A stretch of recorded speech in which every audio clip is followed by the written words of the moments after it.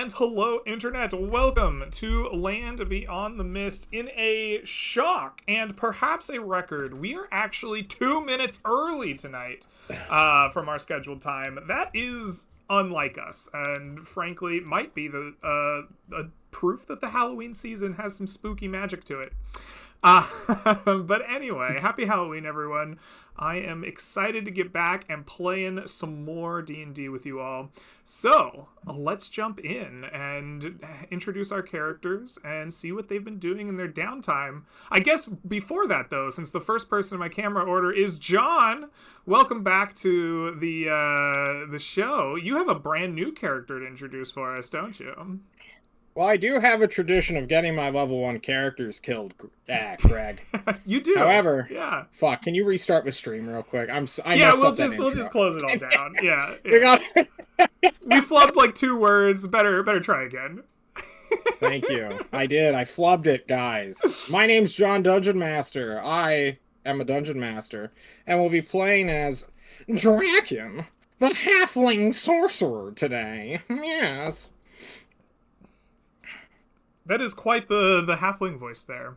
Anything else we should know about Draken, or is that covered? He may be a kobold in disguise, or he's just the greatest of halflings, having several criminal contacts as well as magic at his disposal, unsurpassed by any of the draconic bloodlines. Well, excellent. I look forward to this and seeing how far little Draken goes. Perhaps he may be king of the Knolls one day. One day. One day. Well, Draken, you have gotten off the boat here in Antrim, and you've been doing something with your time while you've been awaiting to adventure. Your resources may be a little light, but what have you been up to here in Antrim? Like any good criminal, I am schmoozing. I'm boozing. I'm carousing, one could say. Oh my goodness. To use the gambling mechanic, though I only have 30 gold to my name. Excellent. I love it. Let us do some carousing. So, this is the first time someone has done this, so let's talk about it a little bit. You're going to spend your downtime rubbing elbows with the good or maybe bad people of the town. Ale is drunk, leading to loose lips. Dicing is done. Coin is spent. Libations and food of all types, Draken. You are up to your elbows in good time. I want you to declare an amount of gold that you would like to spend on this evening. I will have you know that carousing requires 100 gold to roll without penalty, but you must spend some amount of gold to keep the libations going. If you spend more than 100 gold, we're going to roll at a +1 for each 100 gold spent in excess of the first. If you spend less than 100 gold, we will roll with a -1 for each 10 gold spent less than 100. All right. I don't have 100 gold, so I'm going to spend all of my money of 30 gold and 8 silver pieces. Let's do it. Wonderful. Excellent. John, I would like for you to roll for me 2d6 on the carousing table and subtract 7 from the result. I think it's like a -3. Okay. How many magical items do I find? All of them. A box full of them, actually, John. Hell yeah. Let's go. All right. So you have rolled a -3. So on a 1 or less, John... Your character, Draken, has done something wrong. During this excessive lifestyle, you have inadvertently offended the gods in your debauchery. What did you do to offend the gods, John? I must have gone to every sightseeing temple, shrine, or altar, and not just scoffed, but belittled the people working there, as well as the gods themselves, and no, that lore doesn't make any sense at all. Everybody knows this world was created by dragons. Dragons are the coolest guys in the world. Haven't you heard? Wonderful. What gods fly? None. Dragons fly. Sick as shit. They shoot lightning. They shoot fire. With a throng of observers, you and a drunken crowd of revelers just have a bar crawl from temple to temple, shit-talking every deity you can find. And along the way, you and your crowd of debauchees have become cursed for the entirety of this adventure. Until next session, Draken, you have -1 to all attack rolls, skill checks, and saving throws. Let me go ahead and start adding that. Switch on to the others. Nice. Let's go. I love that. That was great. So after your trail of debauchery ends, you feel a little hungover, maybe a little cursed. You've got more food and good times in your stomach than you know what to do with. And so you head to the gates, ready to do it all again next time, should you just find a little coin. We will check in with you as Lord Hightower gives you your rations and adventuring gear to start. But first we need to meet who else it is you find at the gates. So next in camera order, let us go to Corin. Welcome back to the Miz. Remind us a bit about Astroya, and let's talk about your downtime. Yeah, absolutely. Astroya is a elf Aasimar, former paladin who has taken grievous injuries in the past, taking them on a different path, and they are a cleric now, with 1 golden eye and 1 dark eye. For the downtime, Astroya needs to go to the markets. There have been all of these places that have popped up around here. And I've just been too busy in the library doing my own thing.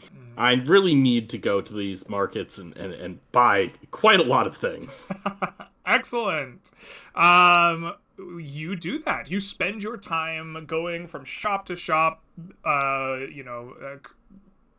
labor to labor, ordering what you need, having it made, having it shipped, whatever it is. Do you have a small list of what you buy? Could you hit the main the main highlights? Absolutely. Yeah. I'm purchasing chainmail, a shield, a spell focus, riding horse, saddlebags, a tent. All right, you load up with a new friend, a mount. Do you have a name for your mount, or is it just yeah? Dusky. Dusky. All right, Astroya and Dusky. Well, you spend your time finally wrapping up all of these purchases, getting the measurements, having things fitted, and you finally ready yourself to meet up at the tower, where you meet a friend reeking of booze, getting his rations handed out, as well as 2 more. Next up, I have Mr. Underground returning once again. Welcome back to the Miss.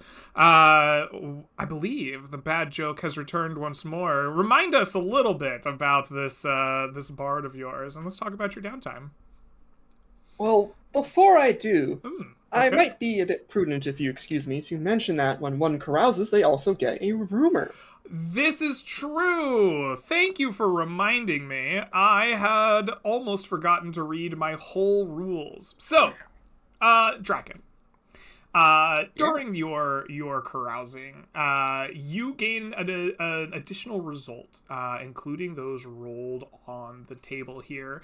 In your drunken carousing, your bar crawl from temple to temple shit-talking dragons, somewhere in the back of your mind, one of your fellow shit-talkers, who was pretty good at it, unusually good at it, I don't know, he might have been practicing this for a long time, and you finally gave him an excuse, emboldened him. I don't know, but he whispers in your ear about a ruined temple in the northeast. It is hidden behind a stone in the swamp. You can barely crawl under it, he says, but inside there is something of tremendous value. Ooh. Well, we gotta go there then. Obviously. Yeah. We gotta shit talk one last god. There you go. But Thank yes, you, Mr. Underground. thank you for reminding me of my own rules. I should remember that. When you carouse, you are guaranteed to get some kind of rumor. as well as whatever you roll on the table. Very nice. Now that that is taken care of, Mr. Underground, take us away. There's a script to this, folks. Woe to the liar who tells one too many lies. Weal to the one who promises a most outlandish prize. This is the story of a bad joke and their eventual demise. The last time we saw this level 3 half-elf eloquence bard, a person donned in a colorfully painted entertainer's attire, whose very steps jingled with the small bells upon his multi-pointed hat, we saw them on the streets, creating a most public affair. Brigands, thieves, and thugs who have made their way to the docks of Antrim were then lured away with promises of grand entertainment not but a number of days away from the city. An event whose galleries would be incomparable to anything decades past would exact its timing, and then come to a conclusion that very day. This happened over a week ago. Maybe 2. Most assuredly 3. The area was quickly secured by the brutish masses, but the promise was not kept. There was no carnival. These people were disappointed, for they have realized they were the shitty end of some terrible humor. Presumably sent to do the dirty work of securing safe haven, the reward was maddening isolation. Indeed, they were the fooled masses, led astray by the most obvious jester, and as if the kick to the groin wasn't enough, their very honor shall now be disgustingly tarnished. Even now. Ever since the bad joke has returned from his expedition out into the hills north of Antrim, he sings praise and joyous celebration on the success of the carnival. Elaborately instilled mechanical wings are donned upon a number of attendees and extractions, flying to and fro from the ever-tall timberous trees to the newly constructed towers near thee. Quickly, upon learning of the metal men from the hills, grand polymorphisms of walking and talking iron mannequins strutted through the tents and the fields, offering the sanctuary these caravanners would need. Although some did partake in the fighting, that I concede. This time, I promise to go even further above and beyond that day that is minuscule in comparison. A great fair shall take place some time in the future, harrowing the prosperity, the security, as well as the bounties that Antrim has yet to truly provide to the Empire. All shall be invited not just from Antrim, but from the rest of the Empire and other states beyond. Nay, say the errant passerby, for ye have promised a carnival and did not deliver, for I was there, and ye are but a scoundrel. Hark! The bad joke replies, ye call me a liar? A promise of carnival that lasted only a day finished its pleasantries far before any mere citizen of Antrim could arrive by land travel. A special occasion meant for only a most special of folk.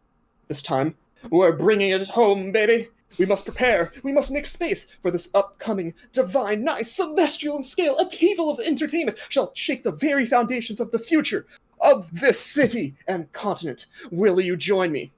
The bad joke takes charge in these preparations by imbuing the very lives within Antrim with the motivation of a promise day.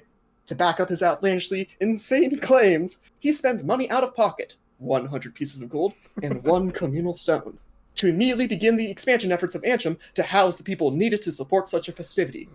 As further incentive, he spends an additional 50 gold pieces on top for the supplies and labors to decorate and design such extensions. The city will not just be some drab cottages and meager huts, but impressively constructed and wonderfully painted duplex homes and businesses that no mere colony would ever build for any reason.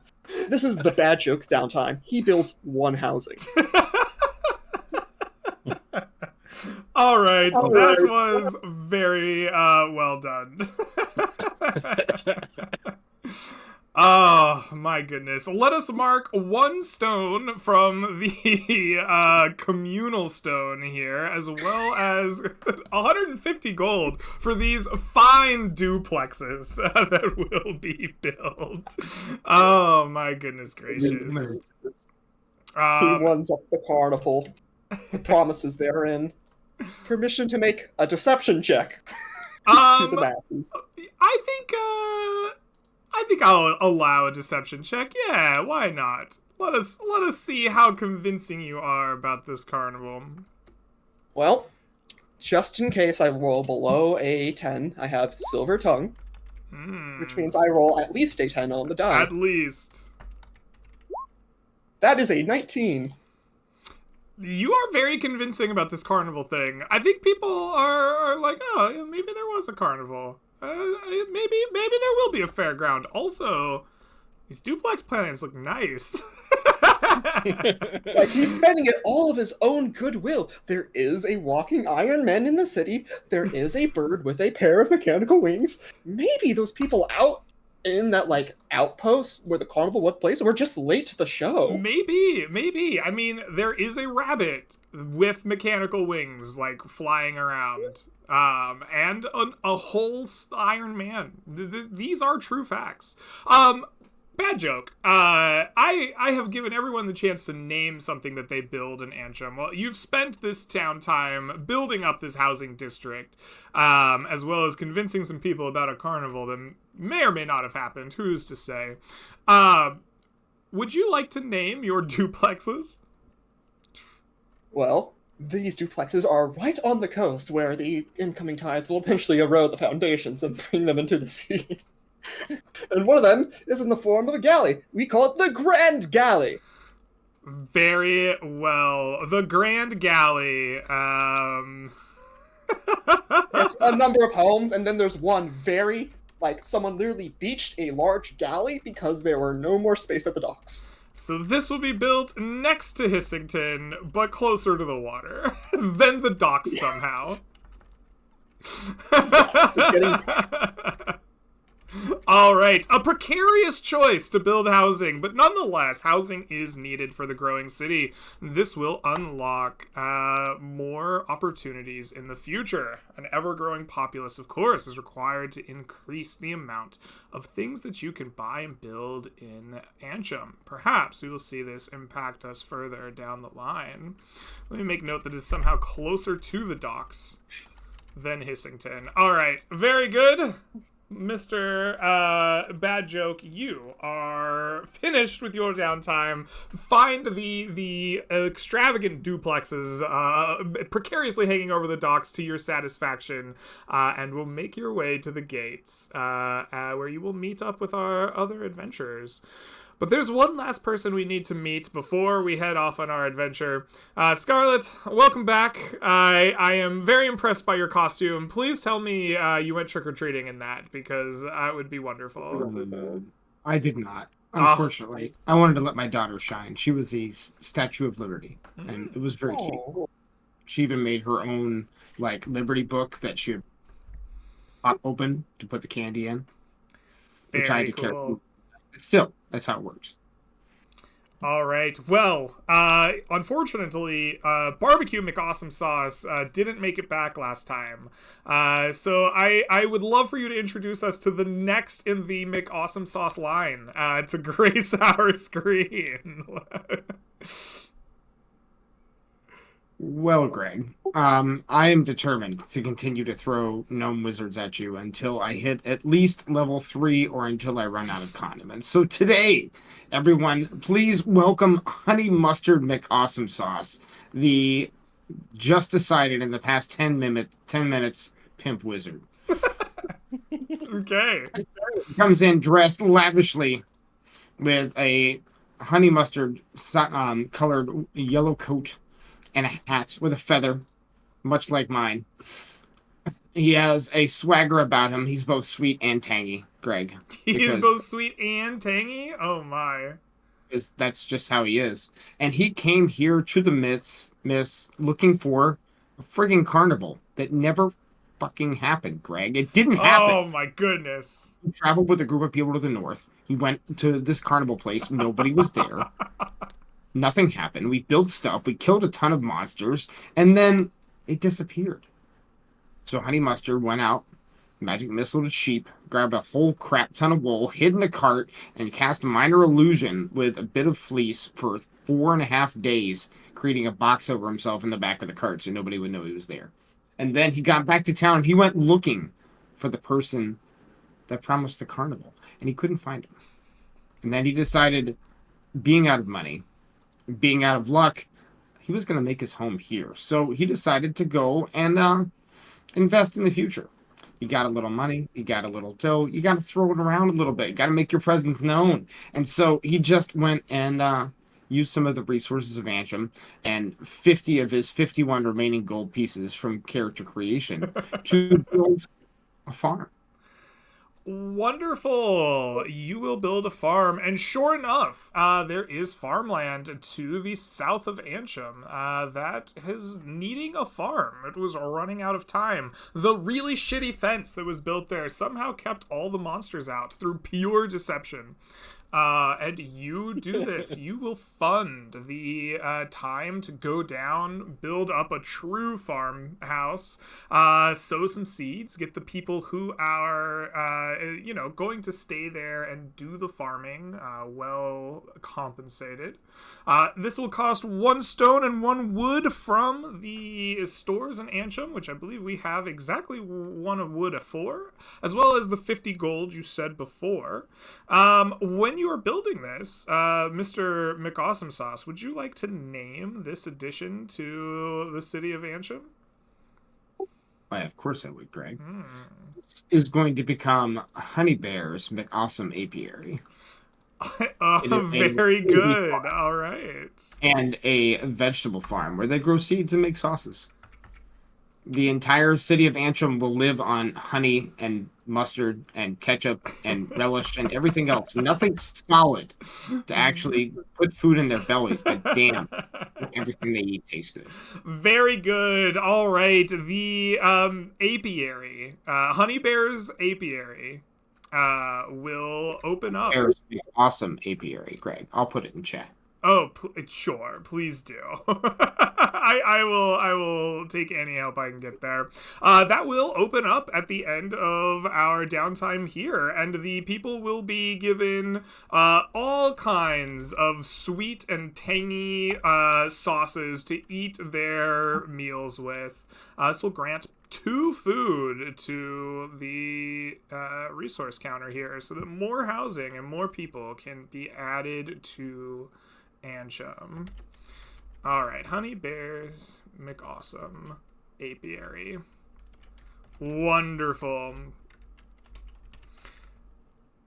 Well, after overseeing all of this wonderful building, you too will make your way to the gates of Antrim, where you will meet our other adventurers after having spent their downtimes as well. The Lord Commander Victoria Hightower will hand out all of the relevant 3 rations to each of you, the maximum you can carry without spoiling in these strange lands, and grant you access out of the city, where you will get to go adventuring as you wish. I believe the 4 of you said you were heading to the southwest, if that is true, to the forest, to search out something within. But it is the start of the day. You have 6 exploration points to do with as you please. Who amongst you would like to lead the party out from the city of Antrim to the lands beyond? The bad joke shall take charge into the timberous trees of this terrible forest. Excellent. Away from any ne'er-do-wells who might be asking too many questions. Very good. You lead the way into the trees of the forest. Which hex would you like to go to, Mr. Bad Joke? We're going southwest one. Southwest, into the forest proper. You quickly leave behind the simple farmlands and walls of the city, and into the deep gloom of the forest proper. All around you, the trees kind of crowd in. You crunch through a thick underbrush of moss and vines and dirt, and you hear naught but the sounds of silence at times, only met by an occasional gurgle of a stream or the rush of something through the trees. It is a haunting and oppressive place. As you travel, moving through the hex, it will cost you 2 exploration points to get through the forest here, leaving us with 4. I would also love for you to roll me a D100 on our encounter table, if you would. Gladly. Thank you. 23. All right, 23. That is going to lead us to probably nothing. This looks like a pretty easy stroll for you as you make your way through the Mistwood. Let me double check just to be sure. A 23 would normally give you a different resource encounter, actually. How are we doing on resource discoveries here? You can indeed find the last salvageable wood in the Mistwood. Alright, bad joke. As you wander your way through this hex here, you will find a patch of fallen dry trees. They are recently overturned, but the trunk's relatively straight and free of rot and fungus. A quick inspection shows no signs of nearby threats, and you could decide to salvage the fallen lumber and carry it back with you to Ansham for +1 wood resource. This would cost you an exploration point in your efforts, as well as 60 pounds of carrying capacity. Are you interested in salvaging some wood? We will gladly collect some morning wood for this grand start of an adventure. We'll need this wood. This is where we left it, and then we'll move on to find that caravan. Oh, somewhere out here. Right. Excellent. You spend some time chopping wood, finding the correct pieces, long and straight and usable as lumber for construction. You get as much usable as you can, about 60 pounds worth of this upturned trees, and put them away in packs. We have a brand new pack animal, which I assume, along with everyone else's carrying capacity, can handle 60 pounds of wood. So I won't ask too much about that, but go ahead and make notes, whoever is holding said wood. I got it. Yes, excellent. But eventually, you will find yourselves in this forest proper once more, with a little bit of extra capacity, but plenty of time left in the day. Who amongst you would like to become the next party leader here and tell us where we are going next? Draken has a question. Yes, Draken. Okay, and forgive me if I'm forgetting, but the guy who whispered fondly in my ear, did he say that the temple was northwest or northeast of Northeast. A swamp in the northeast, and a stone hidden temple can be found somewhere in there. All right. Thank you so much. Yeah. I just wanted to put a little marker down. Sure I thing. saw we had markers. I look at my party members and question them all. Wait, what are we doing again? Estrella? Where are we going? We're here to search the forest for the sister cart of an ancient overturned cart that I found just outside the forest. Is it here? In this hex? I don't think it's I here. can't say that I know for sure. Then I guess we gotta explore the hex for one exploration point. All right, Draken, you lead the way exploring this hex. As you said, for a single exploration point. Bring us back down to 2. Please, Draken, tell me, how is it that you explore this hex looking for the overturned cart? So, Draken does not particularly care about a cart or anything in a cart. What he's really trying to do is see just how bad this crippling curse is. So what he's gonna do is try to hide from his party and make them search for him, and by, approximation, they will hopefully find something while searching for him. So he's trying to hide and roundabout get all the work done by other people. Like a lazy bastard. All right, you play hide and seek to the best of your abilities, dashing off, yelling "You're it" at the top of your lungs, and finding the best places you can to hide, while your party members begrudgingly wander after you to try to figure out what the hell is going on. All right, I would like for you to roll for me. I want you to roll me stealth, but it's not dexterity because you want to be found. I think it's gonna be stealth wisdom to get to the like correct places. Fuck. Oops. I need to see. Now you're giving me a hard one. All right, that is the same as. I have nothing with a mathematical. All right, so that's proficiency -1 + 1.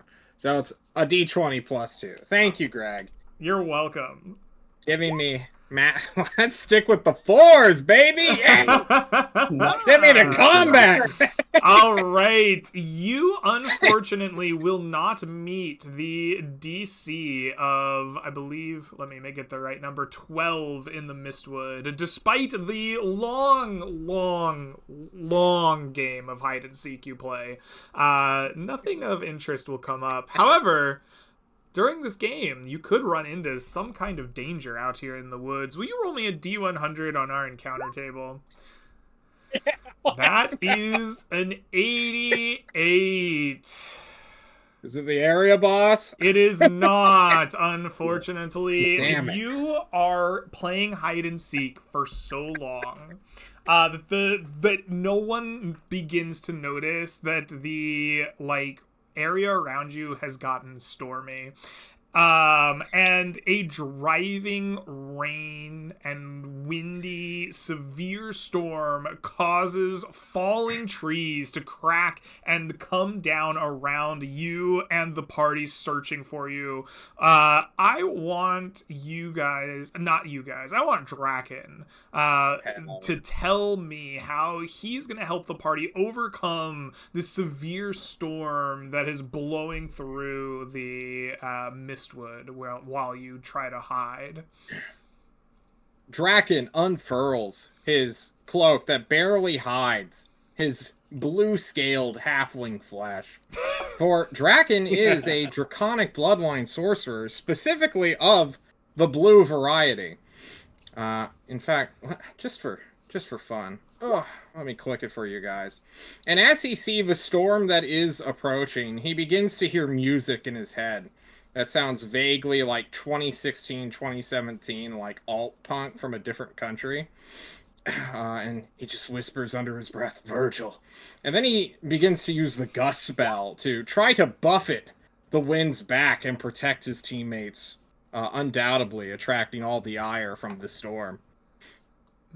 Undoubtedly attracting ire.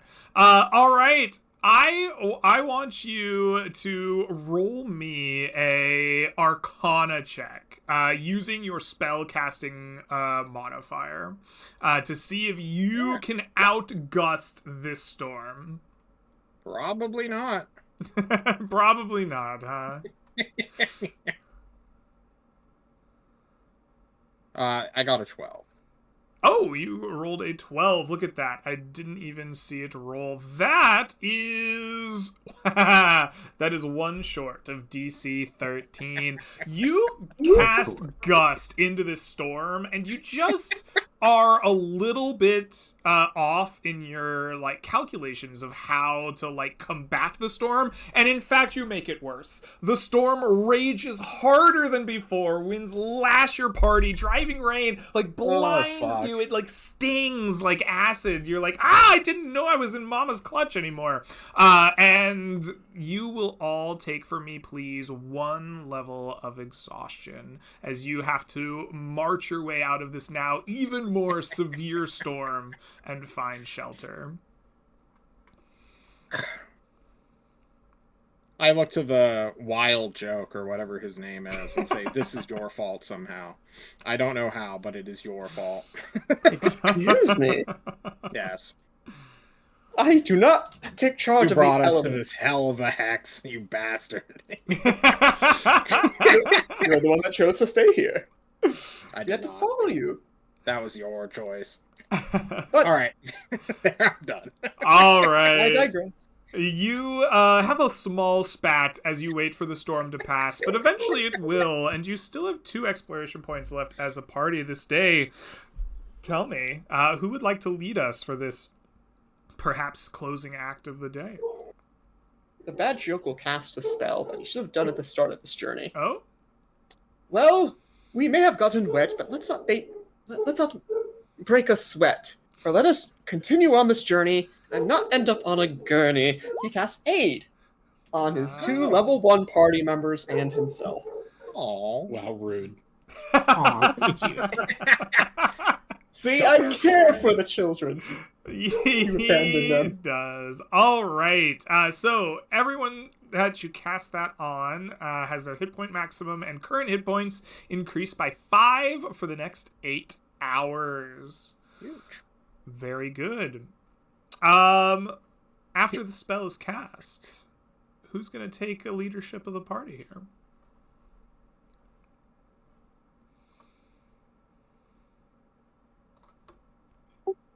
I will ask the party. Do we want to keep looking for stuff here, or do we want to move on? I Hell think no, we need to leave this hellhole. I think we'd be more likely to find it down here over by closer to where we found the first one. I think it's actually moving west. Well, I think we're going to go south. And do you know why? Why? Because it's my turn to lead, that's why. So we explore south. Lead the way. All right. You will travel through a hex to get to the southern one. Go ahead and move your party token. This will expend our remaining 2 exploration points of the day.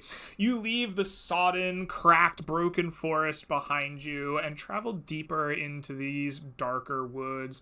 They become more crowded and oppressive with every step you take. The shadows themselves trying to cling to you as you walk. As you make this journey, please roll for me a D100 on our encounter table. Let us see if you run into any problems along the way. A 37 will indeed net us an encounter, Mr. McAwesome Sauce. Will you please roll for me a D10 on our surprise table? I think that might is be enough. a 4. Let us double check surprise really quick here. On a 4 through 7, that is a stalemate. We were so close to having something else. So you and the party will be marching through this oppressive, dark place. Well, you and a strange creature will come to recognize each other at the same time. This is a hound-like beast crawling through the forest floor. It is no bigger than a kind of large dog or mastiff that you may have seen back at home, but it seems to be crawling with vines and thorns, twigs just run through it, almost a hound made of the living forest itself. As you see it, and it sees you, it unleashes a low growl, like the sounds of sticks grinding together. And I would like for the 4 of you to roll me initiative against this beast of the forest. Let's go. Exhaustion gives Let's -1. go, indeed.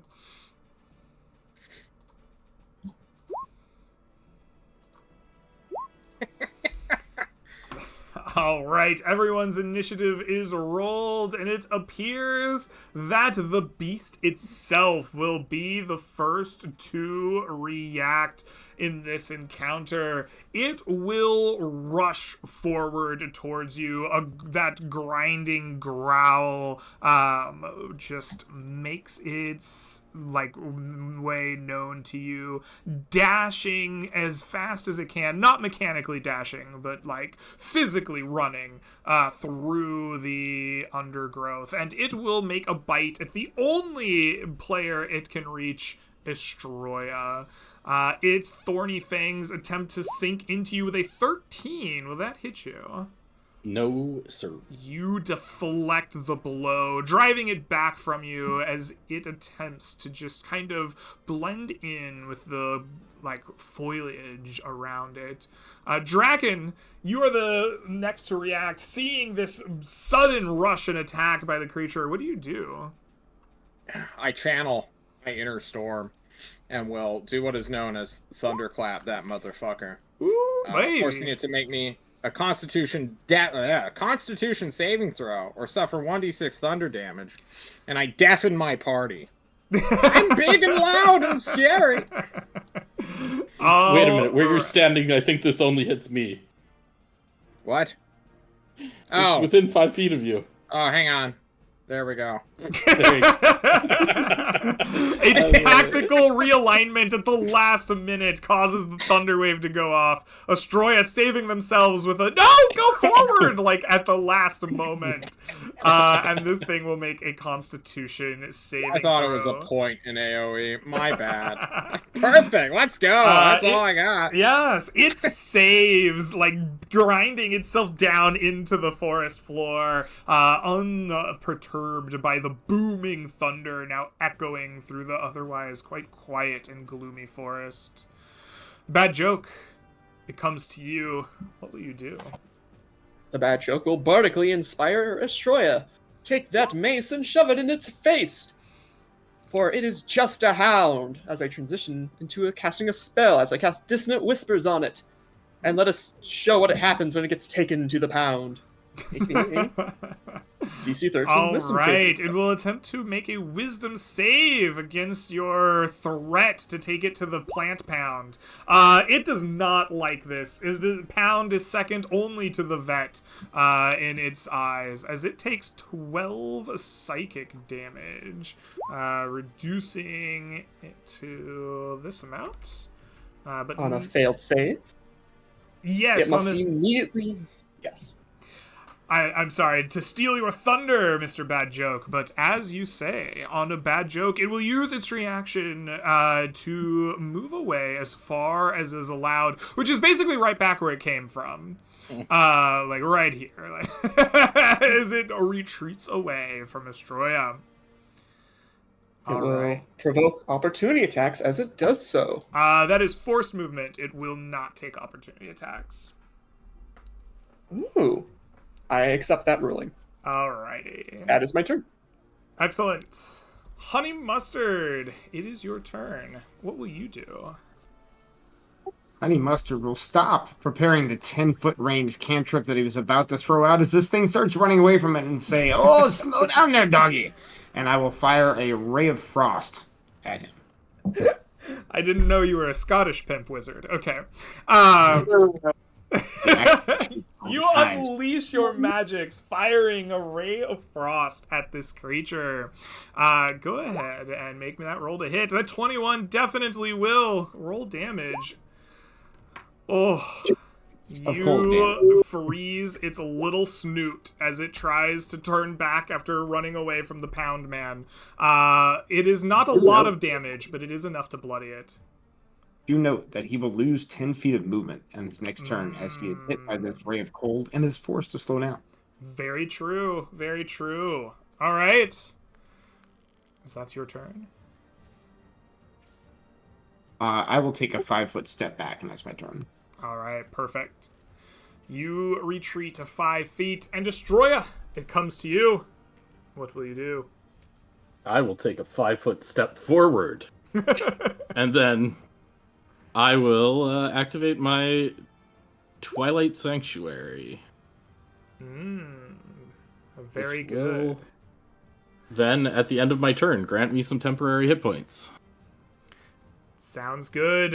You fill the dim, shadowy Ghostwood with even more twilight, somehow different than the twilight that normally operates in the Mistwood, and it gives you some temporary hit points for ending your turn in it. That brings us to the Thorny Vegapygmy. It has 20 feet of movement now. So 5, 10, 15, 20. Somehow my math feels wrong there. If you stepped 5 and it ran 30, it should be at 25. Let's call it right there. And then let us dash forward with its turn as it tries to get within range slower than normal. Draken, it comes to you. What will you do? Entirely heedless of what his teammate is doing, offering to tank for him, Draken steps forward to shocking grasp this guy. Oh, baby. You reach I assume out. there's no metal on him. There correct? is no metal on this creature, correct. Then I will roll a 7 and go and skip my turn.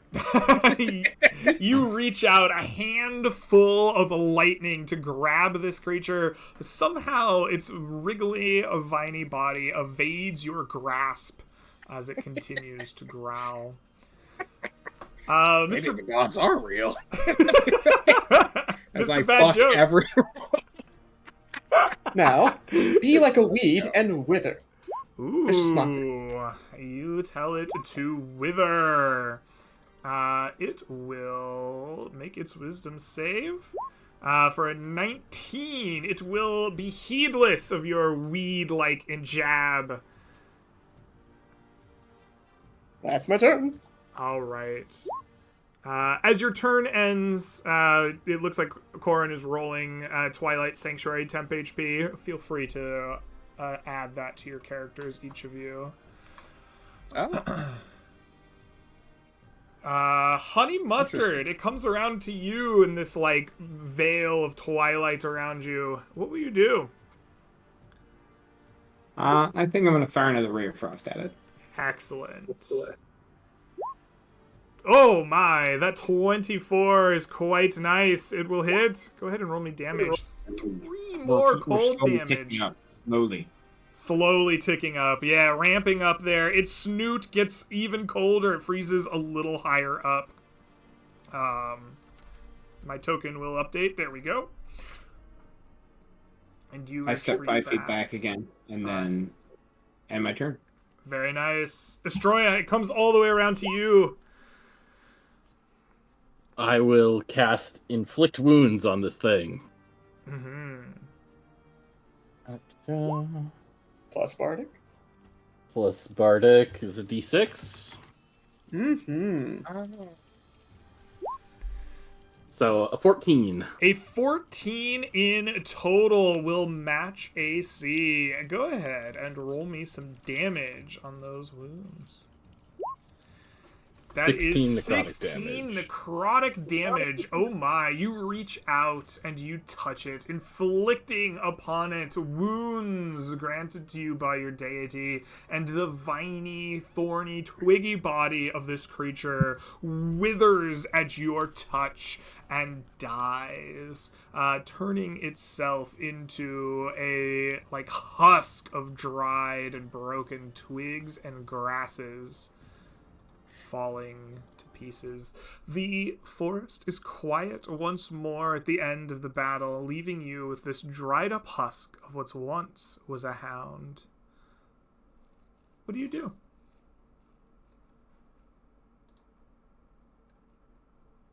Well, it is indeed withered, as I said. You called it. Greg, I'm gonna take, I'm sorry, what was that? Press the button. I did press the button for somehow. I think I clicked with my mouse and went off somewhere else. I'd like to take 10 minutes to virtually cast Detect Magic and then let everybody else talk. Okay. What does it look like as Honey Mustard begins their ritual?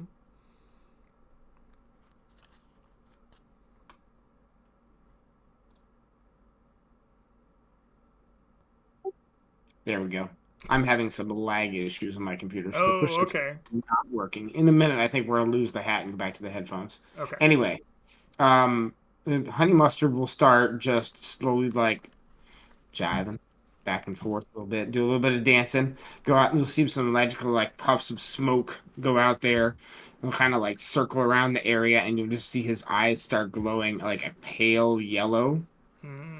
and then flash with small tinges of red over the course of 10 minutes, and then it'll go pop and just pop up, and then his eyes will go full red, and he will be scanning the area and looking for magic around him.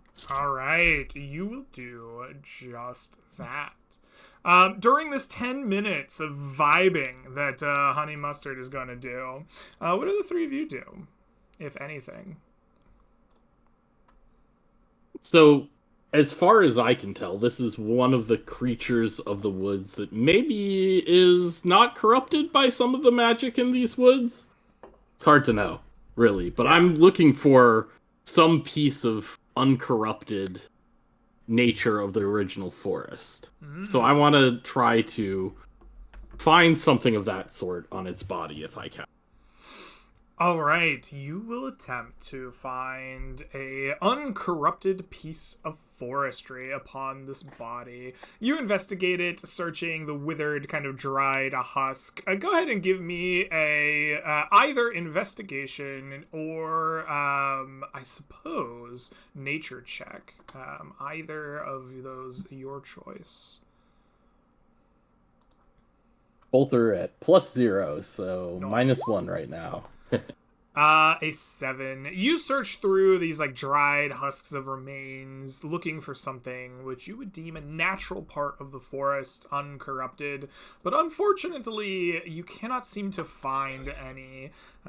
Perhaps this creature is entirely corrupted. Perhaps it's just dried and dead now, and it's hard for you to tell. You're not sure, but your search leaves you empty-handed for answers.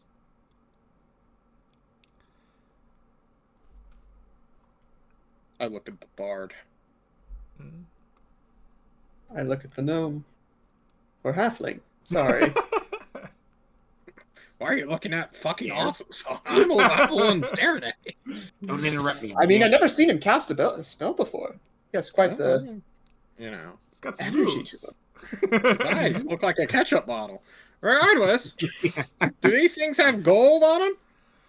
Well, pulls out knife. Yeah, found it? you two go to town looking for some gold on these creatures. must In go the to my process of board. looking for something natural, it seems that Estroya has just kind of moved aside some of the like less natural looking things that are a part of this creature.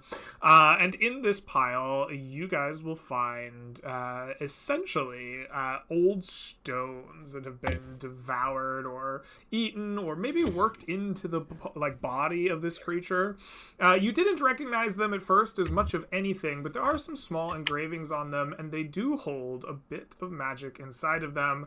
Not enough that it would be worth identifying them, but enough that a casual apothecary or somebody back home might enjoy some, putting them in their whiskey and keeping them cold or whatever else. Magic stones are always fun to do something with. Draken, why don't you roll for me 2d8, and we will see how much of value these stones can be sold for. There you go. All right, you have found 10 gold worth of magic stones that can be tracked back into the city. All right. McAwesome Sauce, your 10-minute ritual will be finished here. You glow red eyes and begin to scan the area for magic. You immediately pick up that these stones that are being handled by your friends are faintly magical.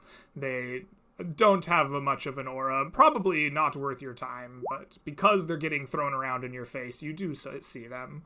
And you begin to look for magic. I guess when you cast Detect Magic, you will notice that the forest itself around you just has an aura of magic in it.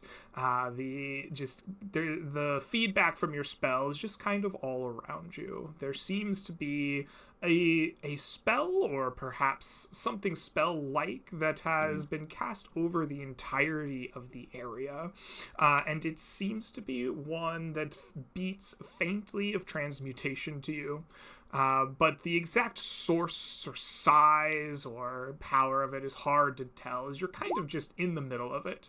Hard to see the forest through the trees, so to speak. Beyond that, there is no magic of immediate note within the range of your sight here, beyond what I've described. I will use the rest of my 10 minutes to move towards where this creature came from in the hope that maybe I see a break in the pattern of this aura, something that stands out, something that is not just encompassing all around. And if not that, then maybe I'll find where this thing was, and maybe we'll find some more. Absolutely. You rush forward using your eyes with magic for, I believe, 10 minutes. You could probably get a fairly long way, though I doubt through any, like, farther than this current hex that you're in on the overall map. Go ahead and roll for me. I would like for you to roll for me perception plus your charisma. No, you're a sorcerer, right? Your charisma I'm modifier. not a sorcerer. You're not. I'm a wizard. Sir. Intelligence, an intelligence modifier as well. All right, so I'm not proficient, and I have an intelligence modifier of 4, so that is a d20 plus 4. Excellent. And that'll actually be a 13 because I'm exhausted. Because of exhaustion, correct. A 13, however, is going to be enough to beat a DC here in the Mistwood. As you wander through, I'm going to remind myself what hex you're on. So I look at the main map. You have gone south. You will, in fact, run far enough that you will see something somewhat magical. You are drawn to what appear to be, at first, breaks in this, like, kind of magical aura, but you do seem to realize suddenly that these are footsteps. In fact, they are paw prints, and they are magic in a way that seems to counteract or at least mingle with the aura, and you can track them. As you rush forward towards the end of your 10 minutes, you will be drawn not only by these paw prints, but also to the sounds of yapping and excited whimpering nearby. As you rush through the forest floor, you will see a fox digging, and it notices you and immediately disappears from sight, as if it were a ghost or a spirit, as the party comes into view. But the footsteps show you that it was there. It was no mere trick of the mind. And where the fox was digging, you see the corner of a rotting wooden box poking out of exposed earth. And sure enough, before your magic spell ends, there is definitely magic radiating from inside the box. I will look backwards after a moment of panic and see if anybody in my party has actually followed me as my crazy red eyes ran through the woods like an idiot. Oh, yes. Yeah, for sure. Yep. All right. The party is I'll followed. point. I'll be like, there's a box there.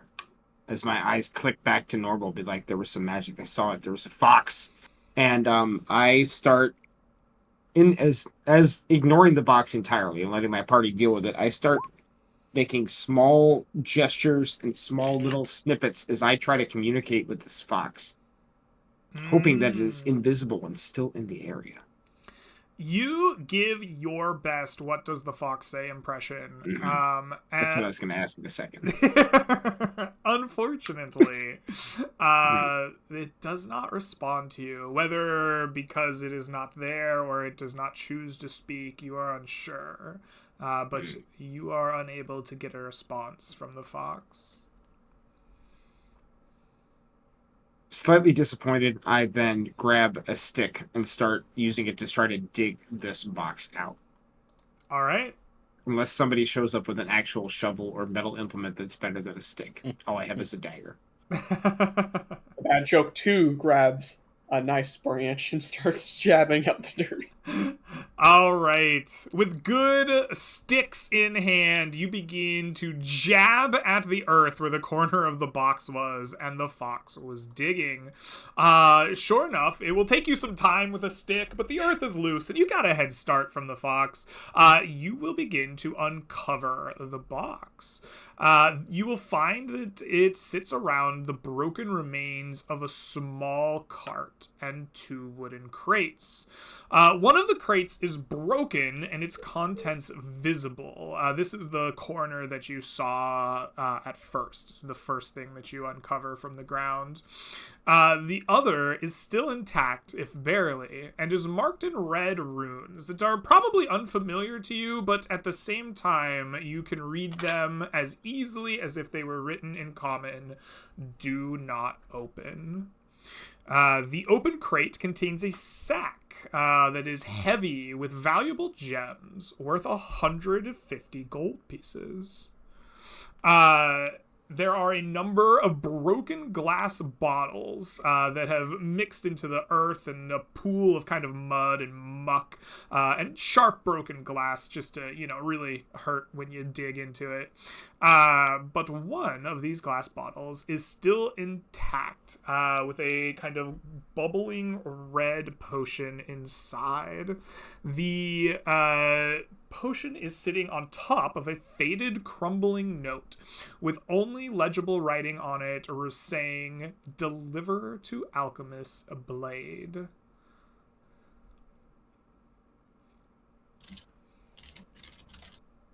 Yes, this is it. This must be the sister cart, the one we were looking for. We found it. Well, that was All fortuitous. Mm. What's There in is the the- box? Presumably what's in the a box? spiritual dragon worm thing that will consume your soul. Dragon? What kind of dragon? No, I see. What Twilight do you mean, no, I dragon. see. It's kind of my whole thing. like a star dragon. It's not like a real dragon. It's a creature of mist and twilight. A celestial dragon? Ah, The that most sounds so legendary cool. and powerful? Granted, it's because I broke the box that it got loose and attacked us. Do any of you know how to pick? Is the box locked, Greg? You will look and you will find that it is not locked. It is a simple wooden crate held together with a single iron band. It is old and rotting and barely holding together, but not locked. Easily openable should you desire. Do we open it? I think we should take a moment first. This potion, I actually ended up keeping the potion of clerical majesty from the last session, so I'll pull that out and I will do a comparison. Does this potion look like the This potion potion does I saw? not appear to be the same at first glance. It appears to be a different type of imbibement. What does it do? What does it do indeed? No. Would you No, like no. to spend time investigating the potion? I mean, this is what we came here for, right? I can give it a few sips. I'm not the. All it. right. I believe that. I guess you can taste the potion, right? That's the 5e rules. Yeah. Okay. You spend some time sniffing the potion, giving it a good waft, giving it a little dabble on the tongue, and you will find this to be a basic potion of healing. Who wants to hold on to it? You do. It was in your mouth. I'll take that suggestion. All right. There you go. Puts on belt. First All right, Well, so we have our box. Is this what we came Yes. here looking for, friends? Yes, this is it. very similar to the last one. I believe it even had the marking saying "Do not open." Of course, And we it's opened it, supposed to do with Guessing it. you opened it, yeah. Yeah. as any adventurer would. Sure. Does If, that mean if we're not opening us, this the one next too? Or person? we taking this one back? It's a good question. Did you Yeah. get What anything happened out of when you opening the opened first one? first box? Yeah, there was a guardian, and then how many of these potions? 4 of these 4. potions, and some other magical things. I think So we can either bring it back potion to of town clairvoyance. and open it there. Yes, I have that right here. There's like a little label on it. And open it in not relative safety, but in presence of many guards with crossbows. Or we can open it here and now. I'd open it here and now. I think. All right, everyone, assume your position. Oh shit. Okay. Rajo just starts walking. All Are we right. Writing out then? I would love for you. Let's assume the box. Let's assume the box is right here. We got a nice crate. You know, this is our crate. Position yourselves around the box as it is being opened. Ooh, I will give a bardic inspiration to Estroya. Very good. You position yourselves around the box. A bardic inspiration is given to Estroya. A witty bad joke is made. And Estroya, you open the box. I was gonna say, as I stride up to the box to open it, I'm going to cast a 2nd level bless on everyone. Excellent. Everyone is blessed. Everyone is ready. And you open the box, much to no one's surprise. As you open the crate, a dark cloud comes billowing out of a broken iron bottle within it. It obscures a 30-foot area in twilight. Shimmering in that darkness is a silvery form taking the shape of a drake. And it is going to have an area of 30-foot twilight. I need all of you to roll initiative as the silvery drake prepares to do battle.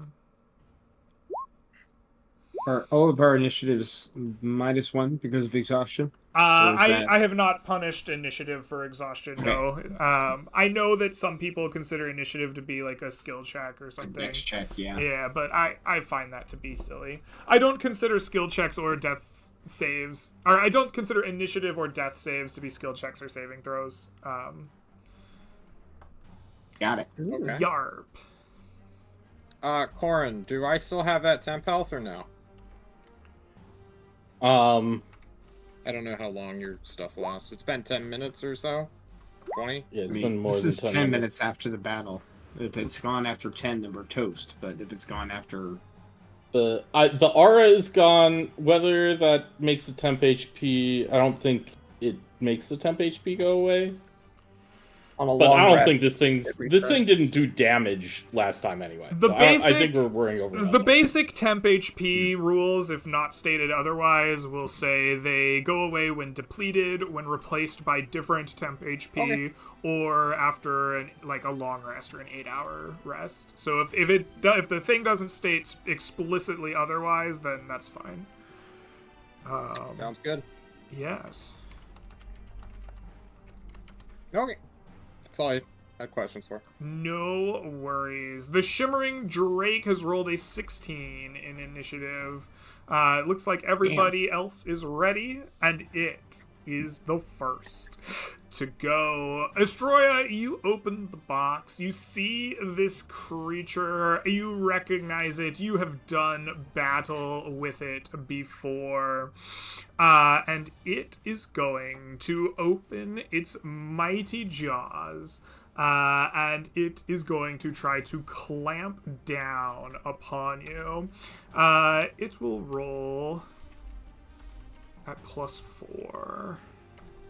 An 11 will not hit you, I don't believe. And Nope. as its jaws fail to do what it must, it is going to disappear in its mist.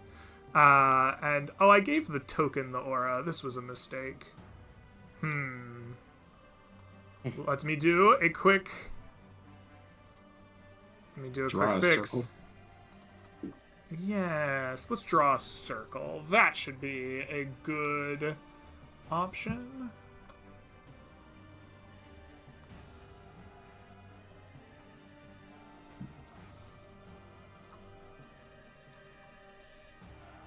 Apologies for my inability to properly make this happen. I thought an aura was really smart. That's pretty close. Oh my goodness, perfect. There we go. That is our circle. Let us move this to the map layer. Let us turn off this dumb thing's aura. I almost had it. Alright, it disappears from in front of you, flashing into the twilight around it, and reappearing behind the kobold that has come next to it, and it will attempt to claw you with its Nani? claws. Does a 13 strike you, Draken? That is not even close. I slap his paw out. Oh. All right. With that, we'll end its turn. Dragon, it comes to you. What will you do? I open up my mouth, also known as pulling out my wand, and let forth a lightning blast, also known as magic missile, into its head. All right. You fire your magic missiles directly into this creature. It does 3, 5, 8 damage to it, which is enough to make it kind of flash incorporeally in like the places the missiles hit, but it reforms in the twilight. You know you've struck it, but it seems healthy nonetheless. Fuck. Okay. That's all I got. All right. Honey Mustard McAwesome Sauce, you are standing outside of this ring of twilight. It obscures your vision. You cannot see the people inside of it. Can't see anything at all, huh? No. Oh my goodness. Well, then I'm gonna have to think about what I'm gonna do.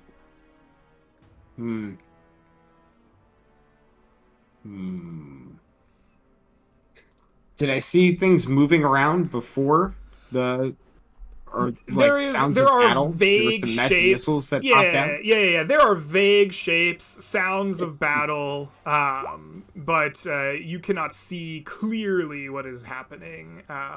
You are effectively blinded, though. Yes, there is a shimmering drake that flashes around. Your companions move about, shadows and shapes in the twilight, but you cannot get a clear sight of any of it. All right, then here's what I'm gonna do, Greg. You're gonna see Honey Mustard. See here, as I post this spell, I'm gonna cast Dancing Lights. I'm going to grab a little glowworm from my component pouch, and I'm going to crush it up in my hands, and suddenly from my hands pop forth 4 small orbs of light that merge into a humanoid-like form. And I'm going to put it 10 feet in front of me. Maybe, actually, I'm going to put it right here, where I'm pinging the map, and then I'm going to start moving in behind it. So I enter the twilight. Right. So I would love to have it You enter in the that twilight location. so that you can accurately place your dancing lights, and then you place some dancing lights. You've like a little like wizard guy Yeah. here. I want to essentially make it look like I'm sitting there, and then thinking like an idiot that I'm standing in a line with my guy. I will move 5 more feet this way, and then I will end my turn. And I'm concentrating on that spell, so I'll give myself a button or something. There you go. Very good. All right, you enter the twilight, create a dancing aura of McAwesome Sauce, and prepare for what's to come. Estroya, it comes to your turn. What will you do? I will move my way around this thing. Mm-hmm. Not knowing if in its incorporeal state it will really be hurt by this, I will cast Inflict Wounds nonetheless. All right. Go ahead and make a touch attack against this creature. I will use my Bardic Inspiration. Please do. That is an 11. 11. Not great. Unfortunately, your hands grasp at mist itself, its body reforming around you, leaving just an icy numbness in your hand as your spell is unable to make contact with it. I don't think I have anything to do with my bonus action, so I'm good to go. All right. Bad joke. It comes to you. You are also standing outside the sphere of twilight. It is obscuring your vision. You are mechanically blinded while standing outside of it looking in. Though much like your companions, you do see the vague shapes flickering through the twilight. You know that things are going on. Marching forward, he enters the stage and announces his arrival. You are not but a shroud, nay, just a dark cloud, as I will cast Dissonant Whispers on it. Ooh, very good. Let us take Good a Dissonant Whisper rolls. You have a very good Dissonant Whisper rolls. This is true. Let us take a looky-loo for wisdom on this thing. You have selected one of its few not very good traits. That is a 12. It will fail, taking 13 psychic damage, which is enough to bloody it with the effects of the previous magic missiles. It will then use its reaction to move as far away from you as it can, which will be here, as it disappears from the mist and reappears. Oh, fascinating. He then takes into account his surroundings and he'll stand there mockingly. He stands mockingly. I like it. All right, with that, it will be the Drake's turn. It is a little bit hurt. It is frustrated. It needs to know who it's going to attack here. It has, in my opinion, two choices to do the thing it wants to do. So one will be the line of Draken and Dancing Lights, and two will be the line of Estroya and McAwesome Sauce. 2 is Estroya and McAwesome Sauce. The creature will appear after disappearing right here, and it opens its giant maw, and it will breathe a stream of twilight, of not even twilight, of the void between the stars in a line between you. I would like both of you to make for me wisdom saving throws of DC 13. Greg, is this a Yes. magical effect? This is a magical effect. However, your gnomish resistance here is going to not help you, as this magic is something that the gnomes do not comprehend or know. It comes from someplace beyond. Why did I get... Oh, I got a 0 because I'm exhausted and because I rolled a 1 on my bless. So I will fail then if I don't have advantage. Oh my. All right. Both of you will not save. That is a 12 and a 6. As the void between the stars touches you both, I would like for you to reduce your intelligence and wisdom by 5. Excellent. And with that, it comes to Draken. What will you do? You fucking dragons, you think you rule the world? Draken says mean things and Mhm. does what's known as the left right hook, also known as magic missile again. We love the left right hook. Hell It's yeah. true. You magic missile the shit out of this thing. This time for 11 points of damage. Which brings it to, like, it was already bloodied. This will bring it to technically death's door. You should have been focusing on me, you loser. All right, Honey Mustard. The like mental wounds this is inflicted upon you are difficult and daunting, but it comes to your initiative and you know you must act. What do you do? Does this break my concentration? Do I need to make a No, concentration? You are concentrating Alright. just fine. All right. Then I need to look up and see if moving dancing lights is an action. Oh, as a bonus action, then it's. yeah. I'm gonna literally put it right on top of its face, just because I can. And then I'm going to magic missile the shit out of it as well. All right, you put a little man right in the fray of things, and then you magic missile for 3, 5, 7 points of damage. That is going to One be day, enough. John, one of us are gonna roll a 5. That is enough to end the battle. All right. The creature dissipates slowly at first and then entirely. The twilight area around you begins to fade with it, slowly at first, but then entirely once more, leaving you in the forest proper, a regular gloom surrounding you, and a open crate that once said, "Do not disturb" upon it. I assume you look inside the crate. Inside there are more gemstones, these totaling an additional 50 gold worth of value. There is also a greenish potion inside in the similar glass vial that you have the healing potion in.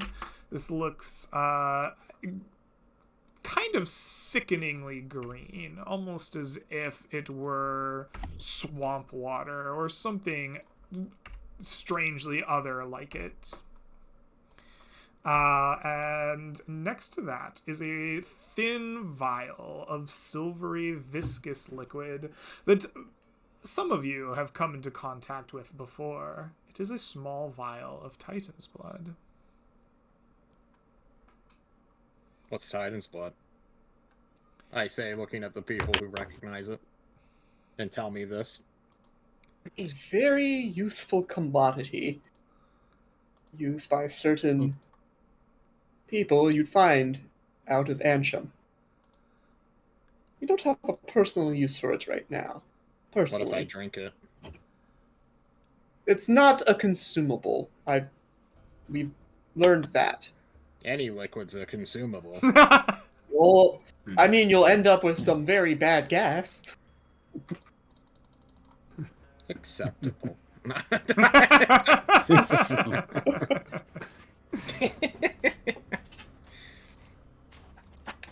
Well, okay. It's just a potion of gas, not a potion of gaseous form, just a potion of gas. It's a potion of reverse Beano.